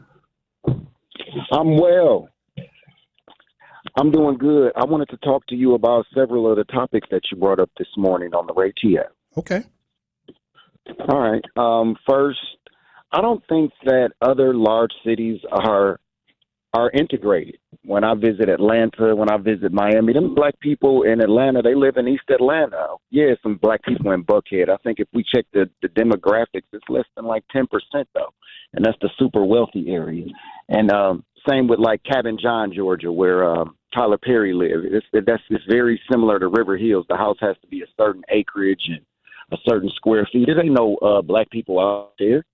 And then the enclaves in Houston and in Dallas, when black people move in, the Hispanics and the whites move out. Same thing in D.C. That's how you get Prince George's County. That used to be all white in the 60s. And the black people moved in because they got them government jobs, and now it's 80% black. Yep. So that's my take on that. Yeah, that black people are segregated all over the country. You get more opportunities in some of those larger cities because there's so much more money. But D.C. is a perfect example. PG County is the richest black county in the nation, but the county adjacent to it, Montgomery County, is one of the richest, period. So that just shows the type of wealth disparity that we experience as black people in the United States, regardless of how well we think we're doing financially. And then the other thing, you've been saying this for a couple years, the Park East Freeway was not where Fiserv Forum was. That's where Ambrosia Chocolate was. But didn't they tear Ambrosia Chocolate down way before they tore down the freeway? I know it opened up like 20 plus acres of prime downtown real estate when they tore it down. And so what you got was the freighter and the medical college Bucks thing for the sports complex. Yep. You got the 505 Lofts. You got the trade. Yep. It ran along that line. You got the Kern Center. That's where it was at. And then those condos on top of that hill by the Pick and Save, because it would let you off right at the Pick and Save, because that was and is still my grocery store. Yep. And it just was way easier to get there. It got was, off on Van Buren. That's where the freeway is. I think my geography is getting a little messed up because when they tore down the Bradley Center, that opened up so much geography downtown that I just assumed that also was where the freeway was. But the freeway was actually a little bit further north of where the Bradley Center was. But no, you're right. Exactly. Yep. And then the last thing with the workplace, I do a little consulting work, and a black lady had a problem with a white male coworker a couple weeks ago, and she wants to just blast through the text messages. And I said, let me get home. I got home, I formulated them messages, and I'm giving it to her because I worked in HR. I said, this is what you said. I said, we're going to stay at the task on hand. I said, we're not going to blame people. We're going to tell them what happened. They were ready to fire her. At the end of the text conversation she had between her and her boss, they called her in, and the other gentleman ended up being let go. Oh, wow. So we got to stick together as black people, too. And this is a recent example. And I've been doing this and having that type of help throughout my career at all the Fortune 500 companies I worked at. When I left Harley, my mentor took me to GE with him, and he wasn't no Milwaukee cat. He was out of Dayton, Ohio. We need to stick together more. And the people that have helped me tremendously throughout my career, they're not from here. They know the power of banding together against these people and what they want to do with us. And we have to learn to either open our own or work together when we're working inside of someone else. And that's what I got for you today, Sherwin. Thank you so much for having me on. Thank you, sir. Appreciate your call as always. the official poet laureate of 1017 The Truth, Mr. J.D. Masters. Let's see what we have here. Always at Work says, with a VPN, you can watch different Netflix and Hulu networks. Iceland Netflix hits different. You know what? I never even thought about that. Because I only watch Netflix from my televisions at home. But I bet, because I've never even thought about it, so I connect my personal cell phone and my laptop to the VPN, and I don't really watch like movies and videos and stuff. I might watch like YouTube stuff on my phone and my laptop, but I never even thought about that, like watching a movie when I am putting my IP address in another country, which is what a virtual private network allows you to do. I will check that out. Always at Work. Thank you for the tip. 414403 says that's great information on the VPN. I put a link to my referral code in Hughes Views on Facebook.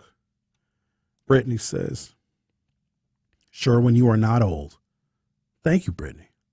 I'm a good age, actually. You know what I'm saying? Like men, no offense, Alex, but we don't really have it together until we're probably in our 30s. We might still be ambitious and climbing toward our ultimate career goals. You know, there's a bunch of stuff we still want to accomplish because we know as men, we have to have all of it together. We can't be lagging or lacking or financially unstable or insecure if we're going to have any kind of value to a woman, because women will put those standards on us and we get it. And sometimes we just want to do it for ourselves. Men can be very ambitious because I think we also see the sky as the limit, where women may see the limit being the sky. And so when a man is on his upward trajectory so he can get to a place where he is happy and he is comfortable with his success, however, there's some men who are never happy and comfortable with their success. Let him continue to climb. And a lot of women say, hey, if I'm going to be with a dude, here's what he has to have, here's what he has to make, here's the kind of career he has to have, he's got to have good credit. Wonderful. And we don't even have an issue when women set those kinds of standards for us. But if we dare set a standard for women, then they call it oppressive. Isn't that something else? They will literally tell us what they will not have, what they cannot tolerate in a man. But if we say the same thing to them, they get upset. But here's the biggest trick that God ever played. 90% of women want the same kind of man. Only 5 or 10% of men even fit the long, lofty description of the ideal man. Oh, those men exist. They really do. But all of y'all want the same kind of man. Smart, funny, handsome, well-dressed, good credit, lots of money, generous, well-respected in the community, accomplished, all that stuff, right? Oh, he exists. But then here's what's ironic. Women will ask, where are all the good men at? They're out there. They just don't want you. Because remember, 90% of women will name a set of traits that they all like about men. And those men exist. They just have unlimited choices when it comes to women. Brittany says, speak, Miss Linda, agreeing with Miss Shack when she called. Opie says, being the only black man working as a receptionist in a hotel in Italy was the worst experience and moment of my life in a work environment. They treated me like a maintenance guy or janitor. Wait, what? A receptionist in Italy? Whole bunch of questions I have about that. The Angels Advocate says, I worked on a union construction job site downtown. They added an elevator. I sent my laid off union operator friend to the job superintendent to apply for the elevator operator position. You would think that the super would have appreciated that. Instead, he got upset at me for bothering him. The following week, I was told, quote, we're cutting back on labor. Really? It's a 33-story building. I pass by and see new people working there all the time. It's a dirty business. The Truth with Sherwin Hughes will be right back. Truth Nation, Gruber Law Offices and The Truth have raised the stakes for this year. The One Call, That's All Gruber Cash giveaway is now a $5K giveaway. Yes, you heard it right. $5,000 giveaway. Every weekday on 1017 The Truth, you will have the chance to be entered to win the $5K giveaway. Listen to the truth for the one call that's all cue to call for your chance to win $5,000. Gruber Law Offices. One call, that's all. Visit 1017thetruth.com for official contest rules. All your favorite interviews and best moments live in one place. You know, I'm working in the morning, and I was listening back on the Truth app. Download the new 1017 The Truth app now. Milwaukee Black Talk. 1017 The Truth. Pollution from trucks is a public health crisis. Diesel-burning trucks belch dangerous levels of pollution, and communities living near ports and along freight corridors breathe especially high levels of this dirty air. But this crisis has a solution. My name is Sasan Sadat, and I work for Earth Justice. I'm working to clean up our air quality, particularly for communities that bear the burden of diesel pollution. For the sake of our lungs, our health, and our climate, the future of trucking in this country has got to be zero emissions. Until then, I will never rest. Earth Justice is a national legal nonprofit defending the environment and people's health. Earth Justice is fighting to save lives, protect our climate, and strengthen our economy through the shift to zero emissions. If clean air matters to you, visit us at earthjustice.org. Earth Justice, because the earth needs a good lawyer.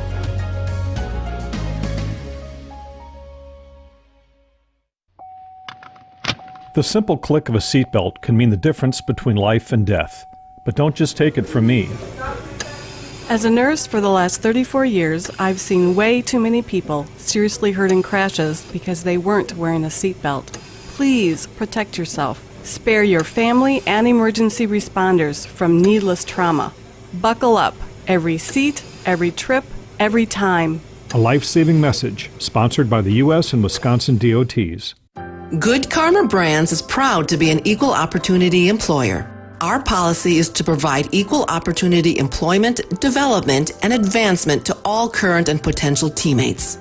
If you are an organization that maintains a job bank, provides employment information, or gives job referrals, you may request to be placed on the station's mailing list for future career opportunities. To learn more about careers at Good Karma Brands, please email careers@goodkarmabrands.com.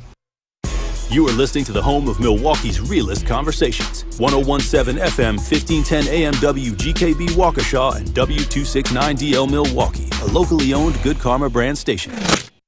It's The Truth with Sherwin Hughes on 1017 The Truth, The Truth app, and 1017thetruth.com.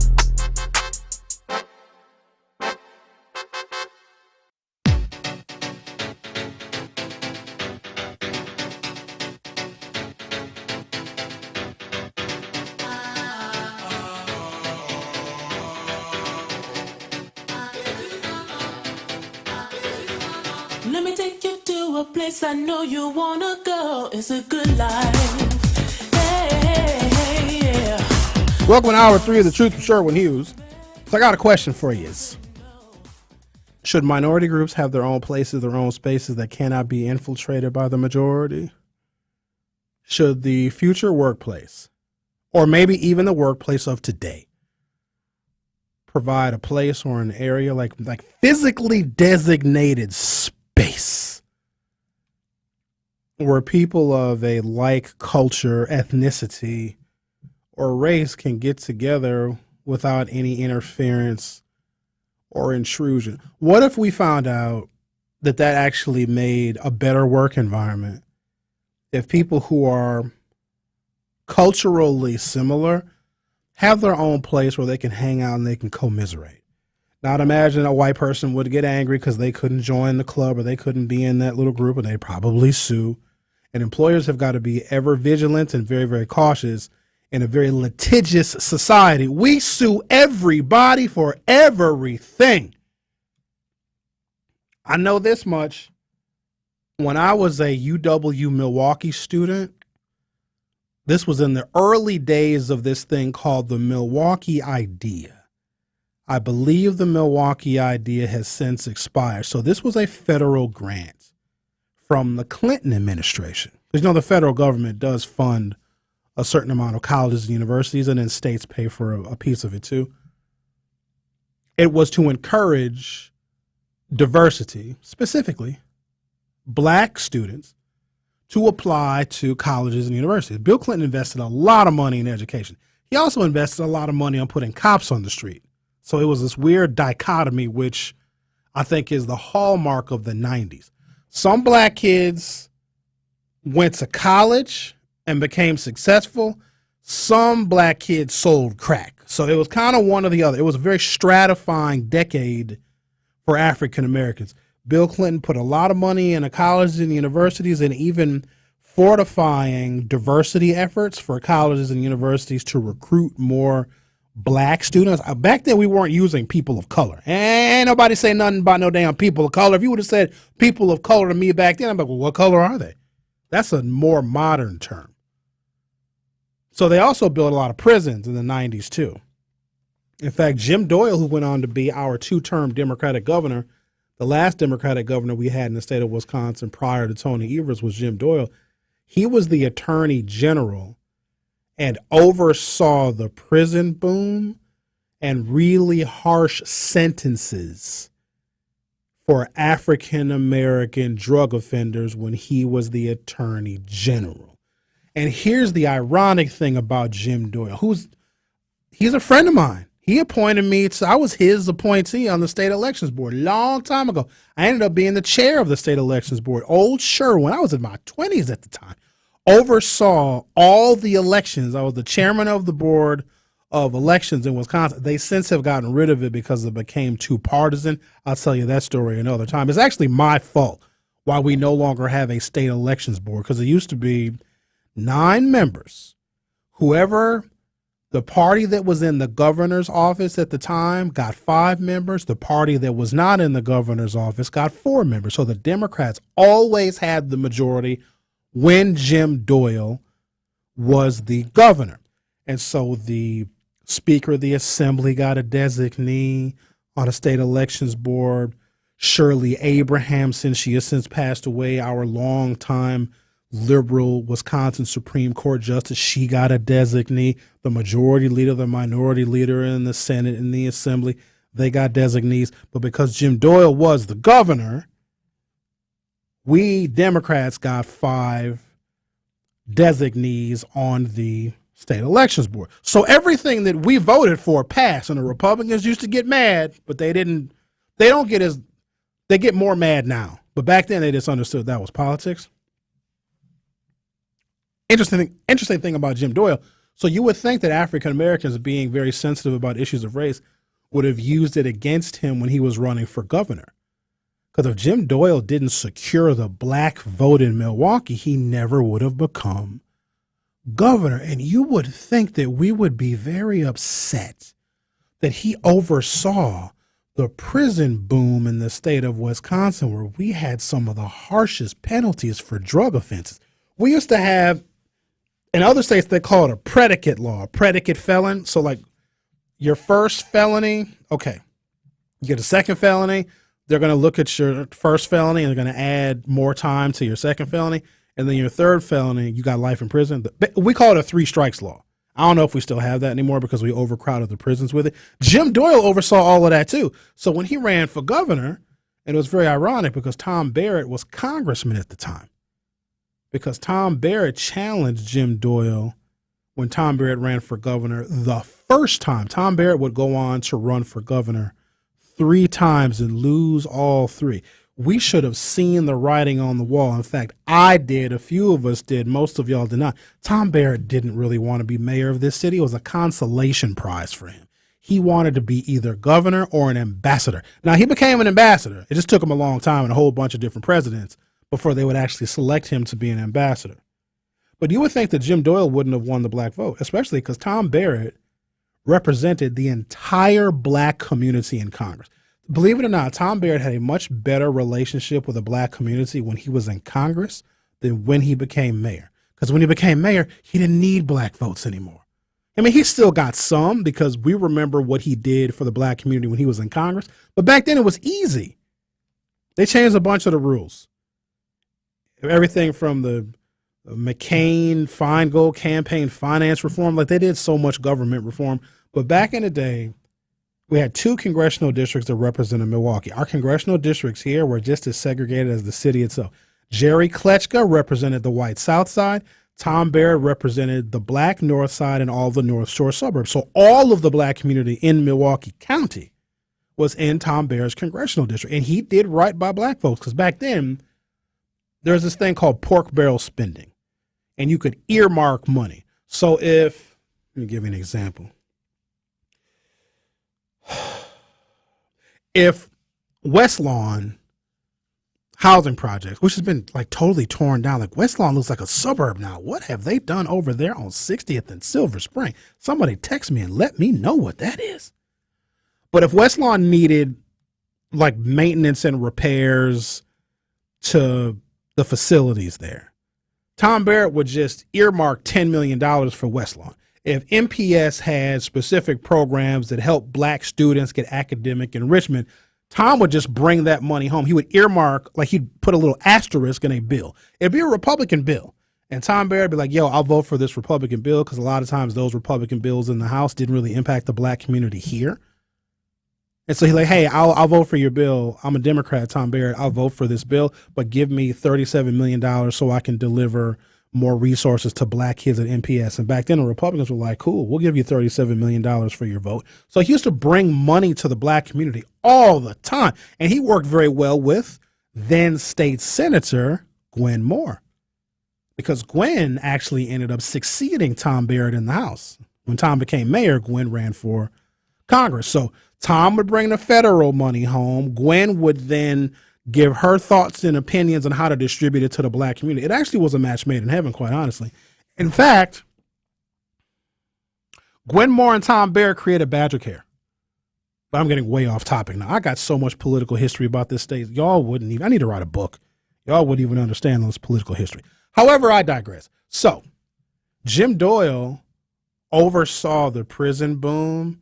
The predicate felon law in Wisconsin just locked black folks up left and right. So you would think that he wouldn't get the black community's vote when he ran for governor in 2002 against Tom Barrett, who had represented the black community for a full decade when Tom Barrett was in Congress. And all Tom Barrett did was just bring money home to the black community. If we asked for it, Tom brought it home. Now, they've changed a lot of the rules where you can't do all that earmarking and pork barrel spending anymore, because back then to get reelected, all you have to do is look at your constituency groups that you represent, ask them what they want, and give them money for it. If they want a new community center, if they wanted new roads, if they wanted new bridges, if they needed this, if they needed more money for their schools, you would just bring that money home in the form of a federal earmark, which is a little asterisk that's in a bill that says, oh, this is a forestry bill, but we're going to give $13 million to MPS. That's how it worked back then. It don't work like that no more. It was much easier to work for a member of Congress back then than it is now. Now you're hated, pretty much. So Jim Doyle should have lost the black vote to Tom Barrett in 2002 when he ran for governor. Here's the saving grace for Jim Doyle. Jim Doyle had two black sons, Gus and Gabe. And Jim Doyle, nobody knew that. Some people knew Jim Doyle as the decades-long attorney general in the state of Wisconsin that oversaw the predicate felon law and incarcerated a whole bunch of black people, because the money that the Clinton administration was sending to Wisconsin specifically to build prisons, Jim Doyle is the attorney general. He was right there overseeing all that because he was prosecuting us. When Jim Doyle ran that commercial, it showed these two black men giving a glowing review about their father. And you didn't know who they were talking about. Gus and Gabe, I'll never forget it.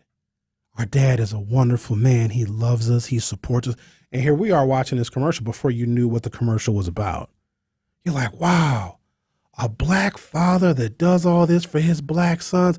Like the commercial warmed your heart listening to these two African-American men talk about their father. Like, our dad is wonderful. He was there for us all the time. And he was busy, but he always made time for us. He taught us how to ride a bike and drive a car. Our dad would take us to the fishing hole, and we would go fishing, and our dad did all this stuff for us. And at the very end of the commercial, in walks Jim Doyle from the left side of the screen. I was like, damn, Tom Barrett just lost that election. And he did. That's all it took. The other thing is the prison boom that happened in Wisconsin in the 1990s. So think the 1994 crime bill. The 1994 crime bill could not have worked if we didn't build enough prisons to hold all of the new people that we were going to be incarcerating. You got to keep this in mind. It had to coincide with a major prison building boom. It's a major public works project building prisons all over the country, including in Wisconsin. But if you were black and stayed away from being arrested, then that didn't impact you. And voting for Jim Doyle because he had black sons made a lot of sense because there was a level of respect that Jim Doyle got because he adopted 2 black boys. Not at all the topic I wanted to discuss, but whatever. I'm going to give you guys history because you need it. All right, Dion the non-voter says, I like one of your coworkers. I'm at school, so I can't call in. First of all, Dion, you're supposed to be serving them kids lunch. How was you even texting? Did y'all know that Dion got a part-time job as a lunch lady? Wearing a hairnet and a plastic apron and some gloves. Like he didn't tell us what school, but he just started this school year working at an MPS school serving lunches to kids. And I don't care if you're a man. If you serve lunches to kids at school, you a lunch lady. Period. All right. Yeah, Dion, you like all of our female coworkers here, and you're creepy, and you try to hug everybody. And Dion is always sweating. Like, he's always covered in sweat. Every time we see him at Juneteenth Day, he just walks up. He even tries to hug me. Come here, Sherwin, where my hug at? Come here, bring it in. It's very sweaty, Terry says. Okay, thank you, Terry.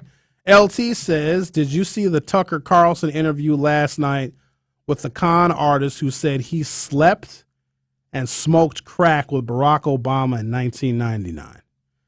Yesterday, Elizabeth Brown and Tory said they believe him. No, I didn't see that, nor do I believe it. So,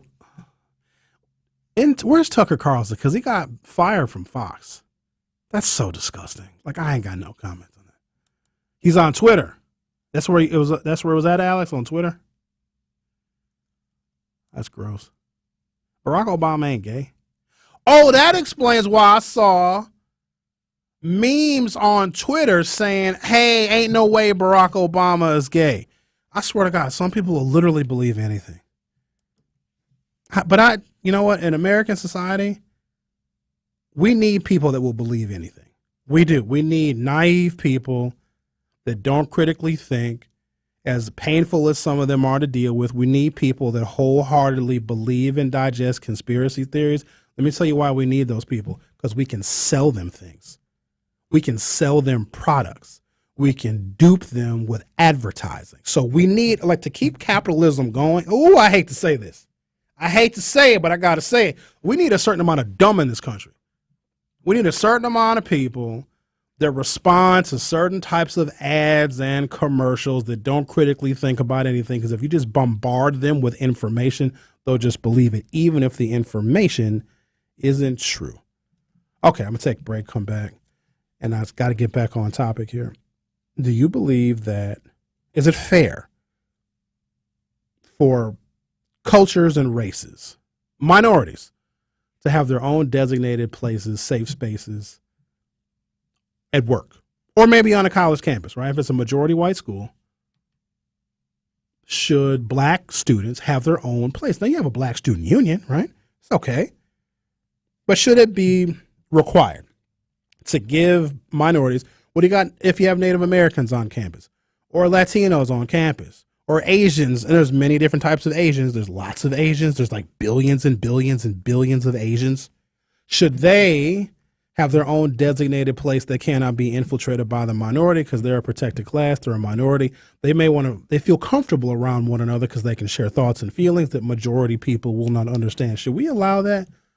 We're going to try to get to that next, but I got a bunch of text messages I still need to read. On The Truth with Sherwin Hughes. Don't go anywhere. I'll be back shortly. More of The Truth with Sherwin Hughes is next on 1017 The Truth, The Truth app, and 1017thetruth.com. This is 1017 The Truth's Tori Lowe, and I am Milwaukee. The Tori Lowe Show has become a resource for the community. I enjoy having open, on-air discussions about what we can do to regroup, rethink the black man, the black woman, and the black child. This show is about that action, and I want all the smoke. Join the home of Milwaukee's realest conversations where you can speak your truth. We are the new 1017 The Truth, Milwaukee Black Talk. How easy is it to use the UW Credit Union mobile app?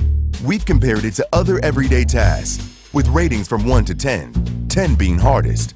Sending money to friends on the app, 1. Putting on your shoes, 4. Paying bills on the app, 1. Putting on your kids' shoes. Okay, stop kicking. Okay, that's a 9.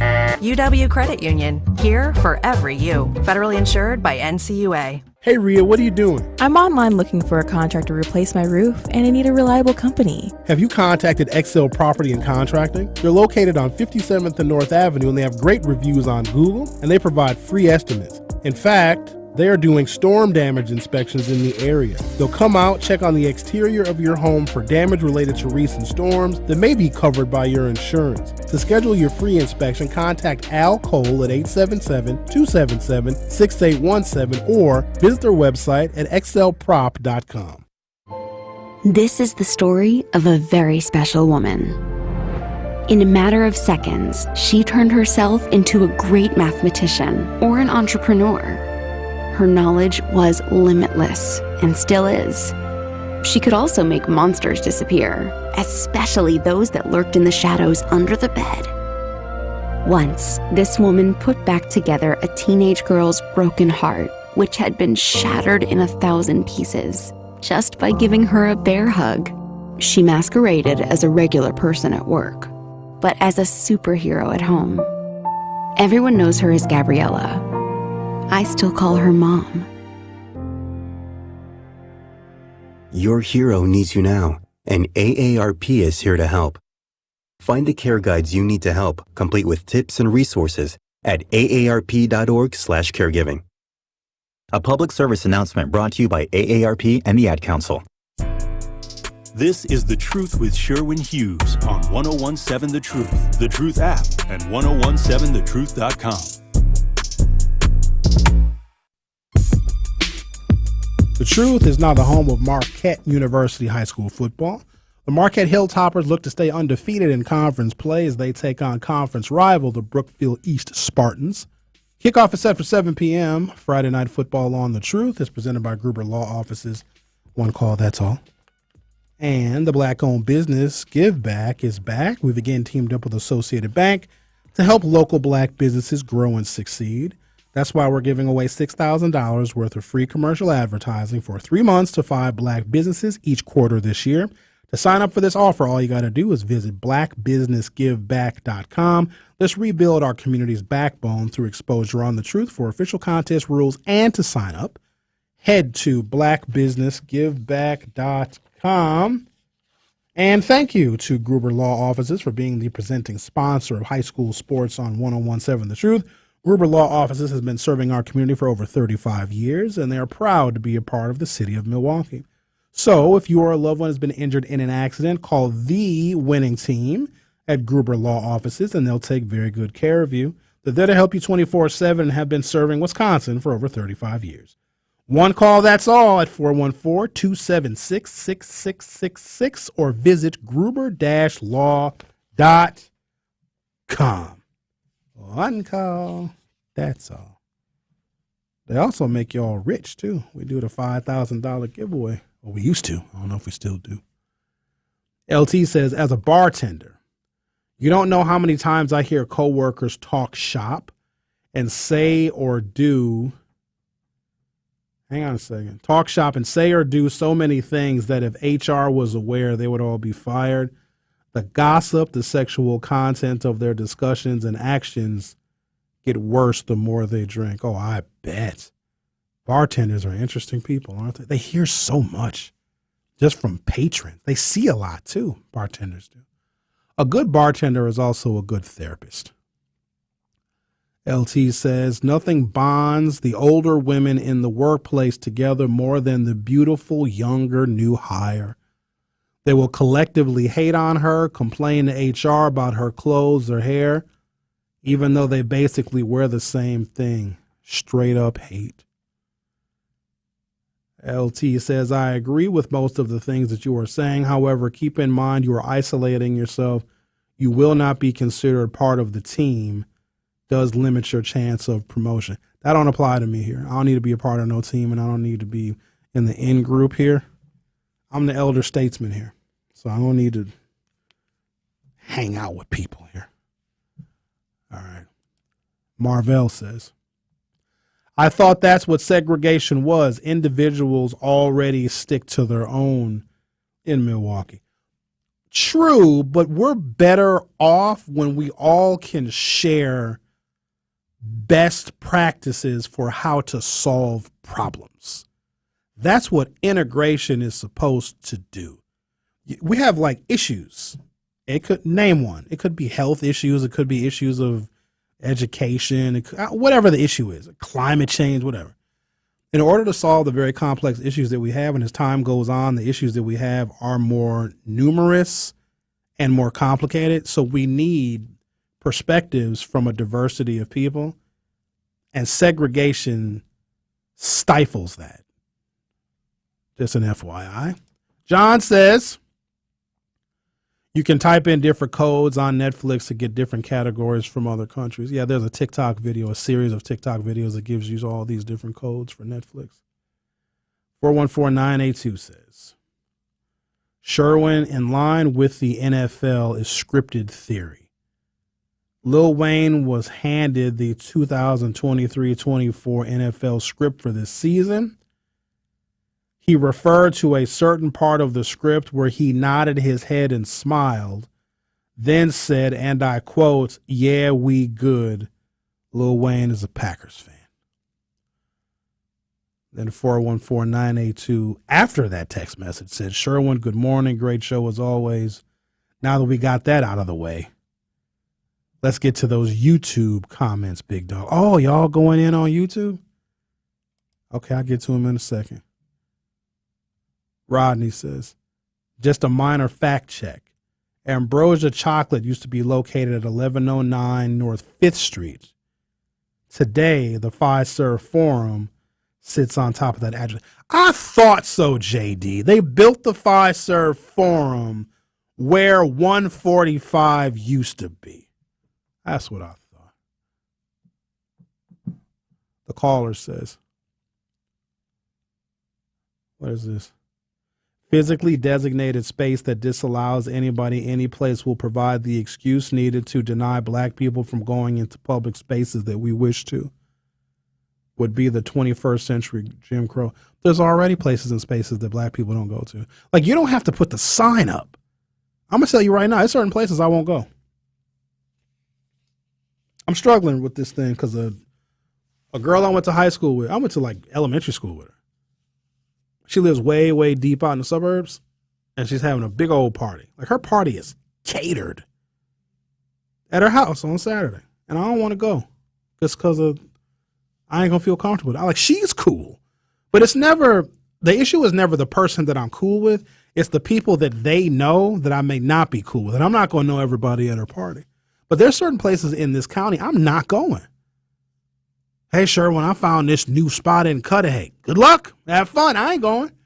It ain't worth it to me. I can only have so much fun if I'm in a neighborhood in which I'm not comfortable. Because if I'm not comfortable in the neighborhood, meaning I don't know the people, I don't trust the people, and maybe this is my fault, this is my hang up, but I'm too old to get to know new people. I don't need no new friends. But if I don't feel comfortable in that community because I don't know and don't trust the people, guess who else I'm not going to trust in that community in which I don't know and trust the people? I'm not going to trust the police. If I don't trust the residents and the people, or they may be racially discriminatory or prejudiced, then the police are going to be worse. And my white friends need to understand that because they take it personal when I don't go certain places. White people feel comfortable. They pretty much make themselves feel comfortable anywhere except at a black church. Have you noticed that? White folks will go anywhere except the black church. But we don't go to their churches either. out of respect, and plus their churches are boring. Hello, everyone. Please open your hymn book to chapter 3, verse 7. And the Lord saith unto thee, please come down from the mountain and shed your grace and glory upon the flock. Ain't nobody trying to hear that at church. It's already hard enough to stay awake at church because we're hungover. Oops, did I say that? Oh, stop it. Y'all been at church hungover before, please. There's certain places I don't feel comfortable. If I don't trust the people, or if I prejudge them like they prejudge me, then the police are going to be worse. And I've seen too many videos on how you can stonewall the police now. And I always say that, if I get pulled over, I'm only going to roll my window down a crack, right? I'm only going to, answer like only the pertinent questions. I'm not going to tell them where I'm coming from or where I'm going. Oh, I'm going to do all that. That's what I say, but who knows? Brittany says, because like you said, women are jealous, LOL. I have a few female friends, not many. I think every woman needs some women friends. But the women that have no female friends, because Miss Shaq going to get mad at me for saying this, but if you're the woman that has no female friends, you're the problem. Other women don't want you around. And maybe I'm wrong in that. I don't know. But it's suspect to me when a woman only has male friends. Only male friends? You can have a couple. If you're going to have a male friend, you should not have slept with him. Because, can I let y'all know about something? If a woman has slept with a guy, even if it was a long time ago, she always reserves the right to sleep with him again. Because women tend to be much more mindful of the number of sexual partners that they've had. Younger women don't care. These young girls got bodies upon bodies. But older women tend to keep that number as low as possible, meaning if she slept with a guy in 1997 and she sleeps with him again in 2023, technically, she did not add a new body. Her count stays the same. Now, he might be a totally different guy. Like he might have changed, his position in life has changed, his status has changed. But it's the same wee-wee attached to the same person, you know what I mean? And so if a woman has engaged in physical activities with a man at any point in time, she reserves the right to sleep with him again. And guess what? That guy, chances are, if he's hanging around her, he's going to engage in those activities as well. He'll reciprocate. But here's the thing with old Sherwin. I may not be hanging out with women that I'm not going to sleep with. Y'all ain't going to catch me looking like a fool. Hi, Sherwin, you want to hang out and then we can go out and you can buy my drinks and buy my dinner? That's a date to me. I ain't just going to kick it with a female friend and let her like use me to be the man that protects her from getting hit with a brick. Hell no. Sorry. I'm just going to kick it with y'all for fun. What I look like? Sherwin don't do that. Y'all get mad if you want to. I'm not investing in a woman in which there is no reciprocation of affection. That ain't me. That was me in my 20s. Now, y'all must be a whole fool if you think I'm going to chase a woman. Stop it. You're insane. I don't even chase my liquor. The Truth with Sherwin Hughes will be right back. More of The Truth with Sherwin Hughes is next on 1017 The Truth, The Truth app, and 1017thetruth.com. At Associated Bank, they know opportunity can't wait. If you're a female or minority small business owner, their community uplift loans could be for you. Loans range from $5,000 to $50,000. Get funds in as little as one business day. Talk to a relationship manager today about a community uplift loan and other business banking services. Call 800-270-7725. Visit AssociatedBank.com or stop by your local branch. Because you help build the Midwest and your neighborhoods, they got your back. Associated Bank, your money works here. Subject to credit approval, member FDIC, equal opportunity lender. Are you tired of all that clutter piling up at home or your business? Well, the Smith Brothers Junk Removal is here to make your junk disappear. They are a full-service junk removal and demolition company servicing residential and commercial clients. The Smith Brothers will haul away and recycle anything. Just send them a picture and receive an instant quote. And when you mention this ad on 1017 The Truth, you get an extra $50 off. Open 6 days a week, 7 a.m. to 6 p.m. The Smith Brothers serve all of southeastern Wisconsin. I noticed that my central vision started to blur. Figures that are usually straight started to distort to become wavy. What are these little dark spots with blurring that I'm seeing? There's a blind spot like a blob over my vision now. Is my vision lost forever? Why did I wait so long to see a retina specialist? Retinal disease can steal your eyesight, but it doesn't have to. Patients who seek care from a retina specialist in a timely manner have the best chance of preventing vision loss due to age-related macular degeneration or diabetic retinopathy. AMD symptoms to look out for are distortion or warping of straight lines, as well as blurred or loss of central vision. Patients with diabetic retinopathy should seek treatment if they notice the appearance of spots or floaters or blurred and distorted vision. Don't delay seeing a retina specialist. It's worth the visit to save your vision so you don't miss out on life's precious moments, like seeing your grandchild grow up, enjoying a sunset with that special someone, or reading a good book. Visit seeforalifetime.org. Do you worry about how much someone drinks? Do you feel angry or depressed most of the time? Do you feel neglected or unloved? Do you feel you attract people who tend to be compulsive or abusive? Do you have money problems because of someone else's drinking? Are you afraid or embarrassed to bring your friends home? Do you feel that if the drinker loved you, she or he would stop drinking? If you answered yes to any of these questions, you are not alone. More than half of all adults have a family history of alcoholism. Not everyone trapped by alcohol is an alcoholic. Families and friends are suffering too. Al-Anon and Alateen can help. Call 1-866-200-0223 or visit alanon.org/help. It's The Truth with Sherwin Hughes on 1017 The Truth, The Truth app, and 1017thetruth.com. Call Al Cole at XL Property and Contracting, a local business located on 57th and North Avenue. Contact them for free estimates. In fact, right now they're doing storm damage inspections in the Milwaukee area.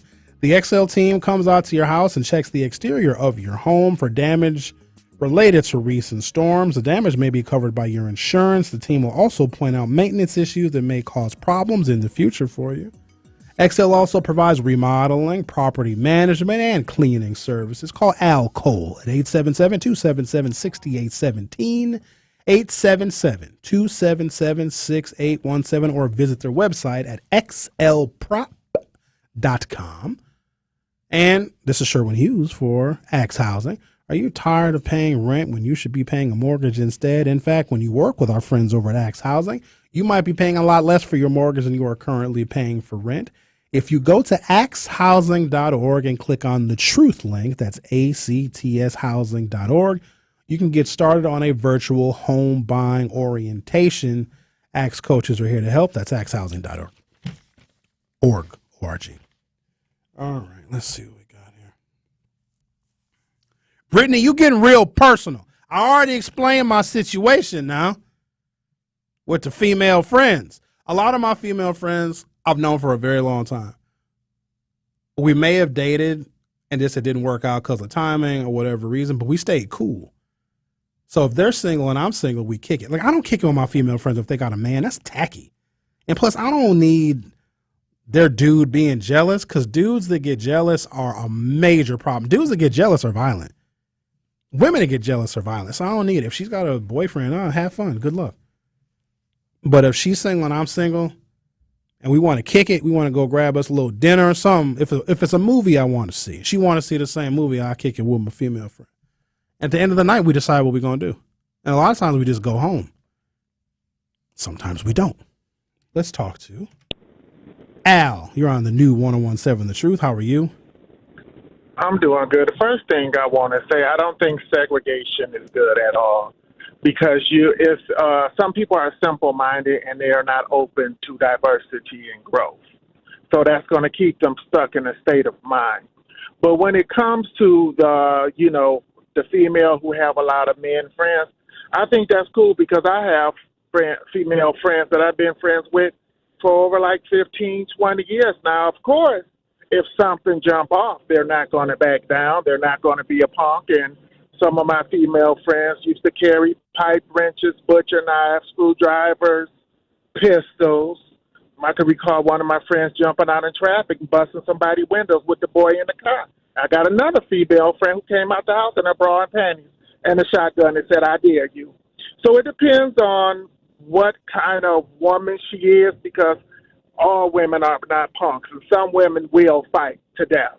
So I think it's okay. I think the real reason... Al, I'm talking about women that only have male friends. They have no female friends whatsoever. That's what I'm talking about, because those women know when they do have female friends, a lot of those female friends are snakes, and they can't be trusted. So that's why they have male friends. And those male friends put them on how other men think.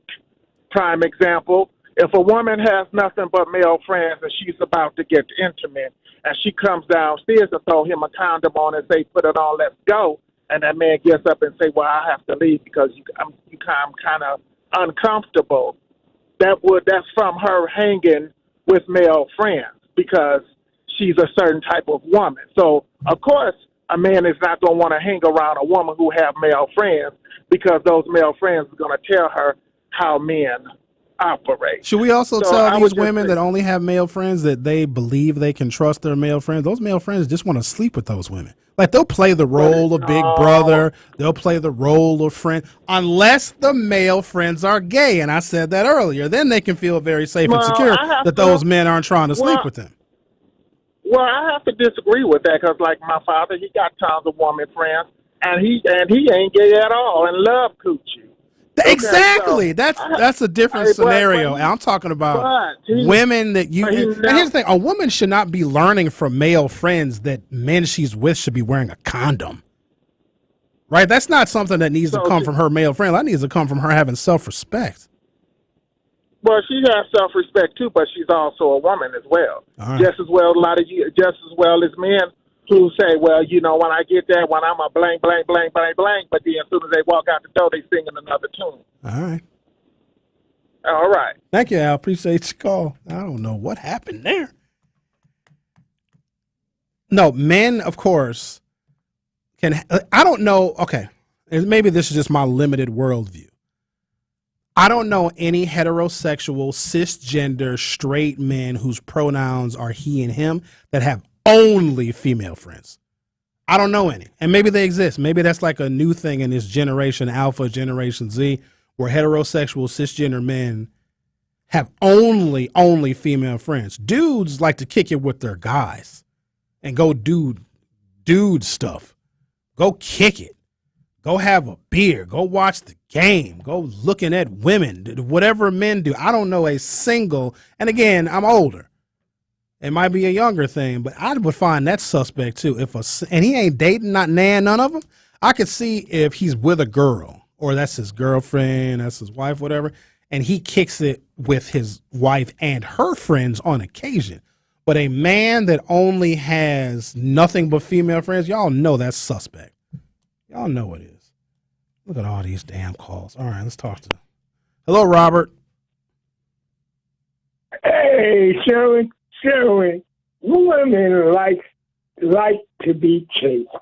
It's nothing wrong with taking one out to eat, and if you do be intimate with them or you don't, it's no big deal. And, No, I do have female friends where I don't have any expectation, but I have a level of, I got a relationship with that woman, like a deep one. Like, she knows me and I know her. Well, then I ain't got no problem. But the other thing is, I'm not going to have that kind of a female friend where only I'm taking her out to eat. We might be going Dutch, or sometimes she'll pay. I got a very good female friend now. Like, there's some nights where she pays for everything, and I'm expensive as hell. And I appreciate that about her. And there's some nights we split stuff. Some nights I pay for everything. Sherman, try to remember that women are the weaker vessel. Whether they can pay for you or not is not why you maybe take her out to eat 10 times and she never took you. You know, and Bob, that means I'm investing in her. And here's the thing. Modern independent women that pride themselves on being modern and independent, guess what? A part of your modern independence is you pay. And some women don't mind, right? That's their flex. I'm independent. I don't need no man. Prove it. Catch this bill. Okay, I'll pay for it. I don't need no man. Good. That means you don't need his wallet either. Oh, sure. When you let that go in one ear and out the other and just enjoy yourself with that woman, eating out if you enjoy her personality and whatever. And don't get angry that fact that she's acting very independent and you just say, I'm not angry, Bob. I love it because that means she can take care of herself.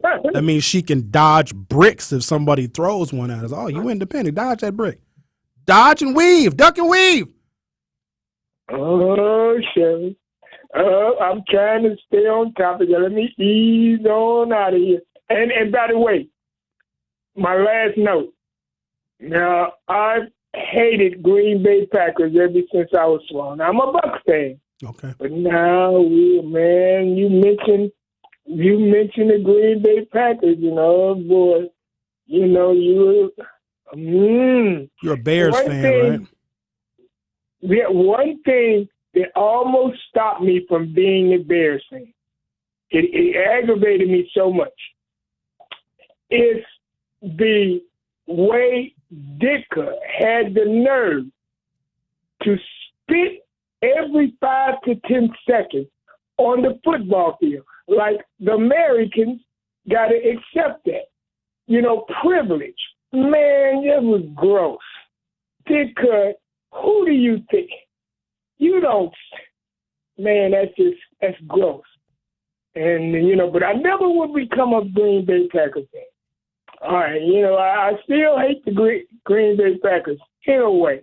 And then I have to go to a psychologist when y'all won and went to the championship and y'all led the league. I said, now why am I rooting for the Green Bay Packers? I didn't understand that, but I guess you're in our league.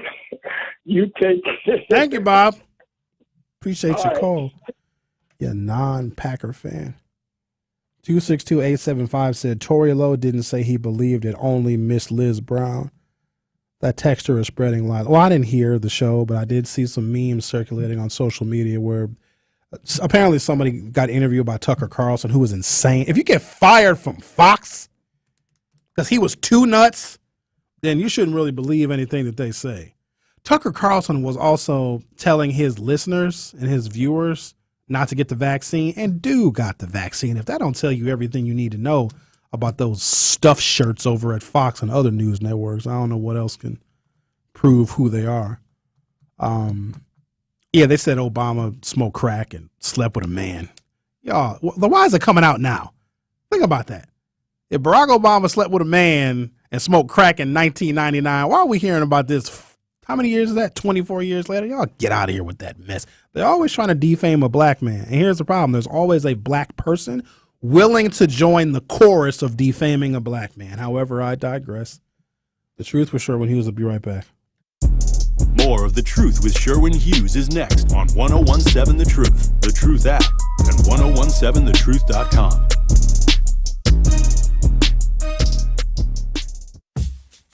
This is 1017 The Truth's Dr. Ken Harris, and I am Milwaukee. Truth in the Afternoon is a platform where you and I can share our love, our lives, and our journey together. That is why, as a fan, your perspective is key. Join the home of Milwaukee's realest conversations where you can speak your truth. We are the new 1017 The Truth. Milwaukee Black Talk.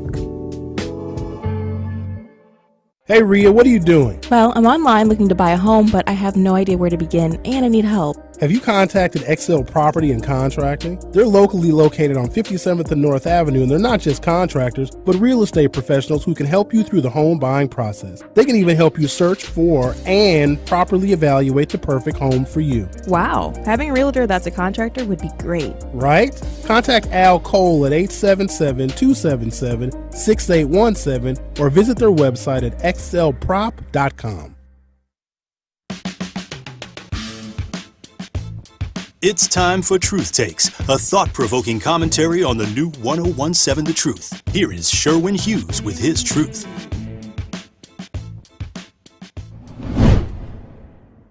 The summer of 2023 will not soon be forgotten as the impact of climate change blanketed our city, literally. Canadian wildfire smoke gave Milwaukee some of the worst air quality in the nation, if not the world. Also, these impacts, because of climate change, showed us that there's yet another disparity for us to be concerned about. African Americans are much more likely to have respiratory illnesses, and black children are much more likely to have asthma.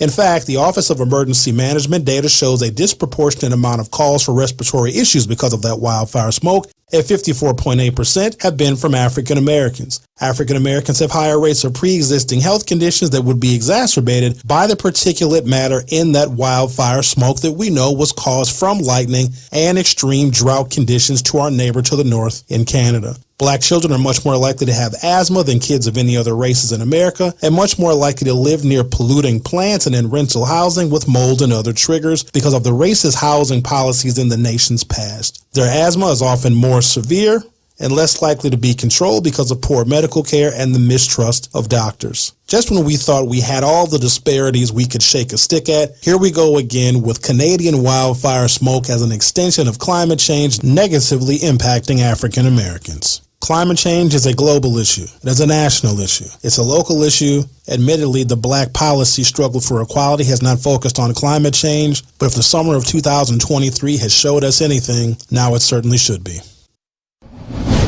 This has been Truth Takes on the new 1017 The Truth. Listen to The Truth with Sherwin Hughes weekdays from 9 a.m. to 12 p.m. This is The Truth with Sherwin Hughes on 1017 The Truth, The Truth app, and 1017theTruth.com. Let's talk to Sandra. Thank you for holding. You're on 1017 The Truth. How are you? I am just fine. How are you today? I'm good. Okay. And I'm again listening to your program and listening to people talk about the independent black woman. But I'm one of those independent black women. And let's say, I mean, I had my spats with my husband. I was married twice, and I had spats with him because the maturity wasn't there. The first marriage, he wanted to run around. We got married, he's running around. And I'm sitting up here, how are you going to take care of your household? But I was working because I had a job. I've been at the job. I've been working all my life since I was 16. But as far as a job that I kept steady to retire, I started in 69. So here I am working. And then my first husband, he was working, but then he stopped. And next minute I know I had relatives telling me they saw him on the bus with, this lady, that lady. So I ended up in a divorce. And so my second one, I had to keep in his butt to get him, to go to his job. And he finally did, and he got a pension and everything. It hadn't been for me, he would have never got that. And so I say, the reason I can say I'm independent, because I did a lot by myself, because he worked out of town most of the marriage, and I had family. I had family to back me up. And I did the same for them. And see, I'm a great-grandmother now, and I did the same for my grandkids, and stuff like that. So we had family to back us up, so we could kind of say, well, I'm an independent woman. But, I have to make sure everything's done. If a pipe breaks, I got to get it fixed. So why not say we're independent? Because you have a husband, but you're doing practically everything. And I think when we started working and you didn't do that same thing where you fix the plate, give it to the man, and all that kind of stuff, take care of the kids, make sure they go to school. And we had to start working to help them be able to pay for a house and cars and stuff. I just seem like we get a little bit jacked up. But I just had to say that. And one more thing real quick. Okay. I just wanted to ask you now, I'm going through the little documentaries, and I was reading about this guy, got a new book out. It's called Poverty in America. Uh-huh. And he goes through the poverty system, how it was designed to get that class of poor people, and how the percentage of money is there, but they don't use it exactly for the poor. They use it for other stuff, or they hold on to it. So I was just asking. His name is Matthew Desmond. Mm-hmm. I don't know if you ever heard of him. I have not. Have you ever heard of him? I have not. Okay. Oh, he's got a new book out, so I'm getting it. I'm getting the one with the guy, the Bonds guy that was on. Michael Bonds? Selena Taylor. Mm-hmm. Yeah, I'm getting that one, too. Mm-hmm. All right, thank you, Sandra. We appreciate you calling. You keep on reading them books. Okay. All right. Okay. Yeah, got to learn more about this mess that's going on. Okay. Bye-bye. Thank you for your call. All right. In a marriage, it's different. But in dating, like a woman who's independent, dating, she's single, right? Not married. Like a marriage is supposed to be a partnership. So that different rules may apply. Like you can have an independent-minded wife, but there's still things that the man's supposed to do, that the woman's supposed to do. There's still going to be a division of labor, tasks and duties, et cetera, et cetera. Now, look here, Linda. Didn't we already talk to you today? Yes, you did. And since you mentioned my name in a somewhat complicated statement, I had to respond, Sherwin, because, like I said, your thinking is so colonized. You need to step out of the box. First of all, I don't know what... a woman that has no female friends. Go ahead, Linda. Chastise me, please. Tell me how I am colonized. Oh, this is going to be wonderful.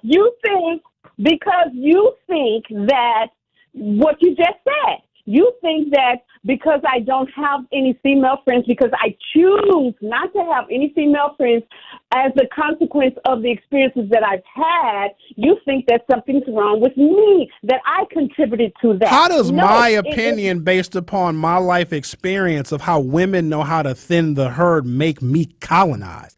Sometimes Sherwin Hughes can have opinions based on his life experience and ain't got nothing to do with colonization. And guess what? You live on the same colony I do. But you were educated at Brown Deer, which my nephew just got a position as the principal at the Brown Deer High School there. But your educational experience was different, hon, and it shows in your thinking. It was more well-rounded. You know who was way more colonized? MPS kids that can't pass basic reading and math because they had white teachers and an establishment that kept them dumb. That's colonization. 100%. 100%. Be careful how you throw that term around now. I'm sorry. I didn't mean to offend your intelligence. It's like whenever you don't hear something that you don't like, that you don't agree with, you always say it's colonization, forgetting that we literally live on the same colony. You don't live in Africa. Sharon, I think I hit something. I think I triggered something because you won't let me get into the topic that I also have like less than 2 minutes left of my show, and you've already called once, so you should have said it all the first time you called. I think you got triggered that I gave my reasons and experience, my personal experiences, not colonization experiences, why some women don't have any female friends. Well, I don't have any female friends because in my observation of the experiences that I've had with particularly, specifically, black women in my family and as friends, I've learned that I need to step back, retreat, and look at what is the problem here. Okay. And it is, Sherwin, a lot of toxic women in our families and as friends, and you try to do your best and you support them and empower them and give them love. I spoil my friends, male or female, children or grandchildren, relatives, nephews. I spoil. That's how I love. I show love. So I'm just saying that, and the consequence of that, what I've experienced is a negativity, criticism, put down. You can, who you think you are, things of this nature, and it's painful because there's specific experiences I've had where it just drove the line. Fair enough, Linda. We can leave it there because you ain't got nothing to prove to us. You have your reasons for having the friends you have, and we just going to accept you. We got to accept you how you are, and we do. Yes. Appreciate your call. And we're going to continue this conversation. It's very important. Thank you, Linda. Love you. Bye-bye. I see. I'll throw them love yous in there. You be careful with that. gonna say I'm colonized, and she literally said she separates herself from black women as a black woman. If that ain't colonization, I don't know what is. The caller says 101.7%, Miss Shack just wants to chat with you. I already know what Miss Shack wants. And if she F's around, she might find out. Thank you guys for listening. Have a great day. Here at the new 101.7 The Truth, we count on the support of community partners. One of those local partners is Associated Bank. Together, we are committed to uplifting local organizations and supporting Black-owned businesses. We are proud to call Milwaukee home and promise to be a positive reflection on the community. We look forward to celebrating Black culture and excellence with you every day as we make history and continue to uplift the voices in our city. Join us for the journey at the new 101.7 The Truth, founded in partnership with Associated Bank, member FDIC. This is 101.7 The Truth, Sherwin Hughes, host of The Truth with Sherwin Hughes. My show is enlightening, entertaining, educational, and informative. We talk about everything from national issues to things happening right here in our own backyard. More importantly, I discuss ways that we can come together and find solutions collectively. Listen to The Truth with Sherwin Hughes Monday through Friday on 101.7 The Truth from 9 a.m. until 12 p.m. Central Standard Time.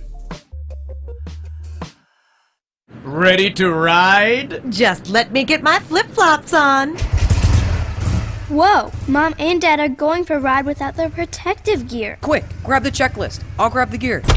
Just where do you two think you're going without your safety gear? Yeah, you know how we feel about riding without your gear. Well, it's so nice out. And we're only going for a short ride. Not before you put all this gear on, you're not. But...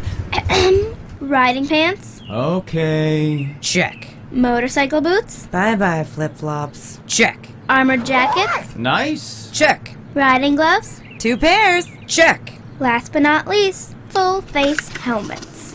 Check. Now you're ready to ride. And you look cool. All the gear, all the time. Zero in Wisconsin. Together, we can save lives. Learn more at zeroinwisconsin.gov. Be home on time for dinner. Sponsored by the Wisconsin Department of Transportation. Truth Nation, it is Denise Thomas. And Telly Hughes. From Truth Be Told with DT and Telly. And guess what? What is that, DT? Our Truth fans can now watch and stream us live every day, Telly. Wait a minute, Denise. Let me make sure I got this thing right. Our amazing and incredible Truth fans can go to 1017thetruth.com, click the Watch Live link, and watch me and you do our thing live from YouTube and Twitter every morning? Yes, Telly, that is exactly right. So now they can watch you almost lose your black card every Friday during our Truth Telling Hit segment. Come on now. You know I'm never losing my black card. But Truth Nation, you gotta tune into all your favorite 1017 The Truth shows, as you can not only listen live on the app, but you can also stream us live all day, every day by going to 1017thetruth.com and clicking the Watch Live link. We are the home of Milwaukee Black Talk. 1017 FM, 1510 AM WGKB Waukesha and W269DL Milwaukee, a locally owned Good Karma brand station.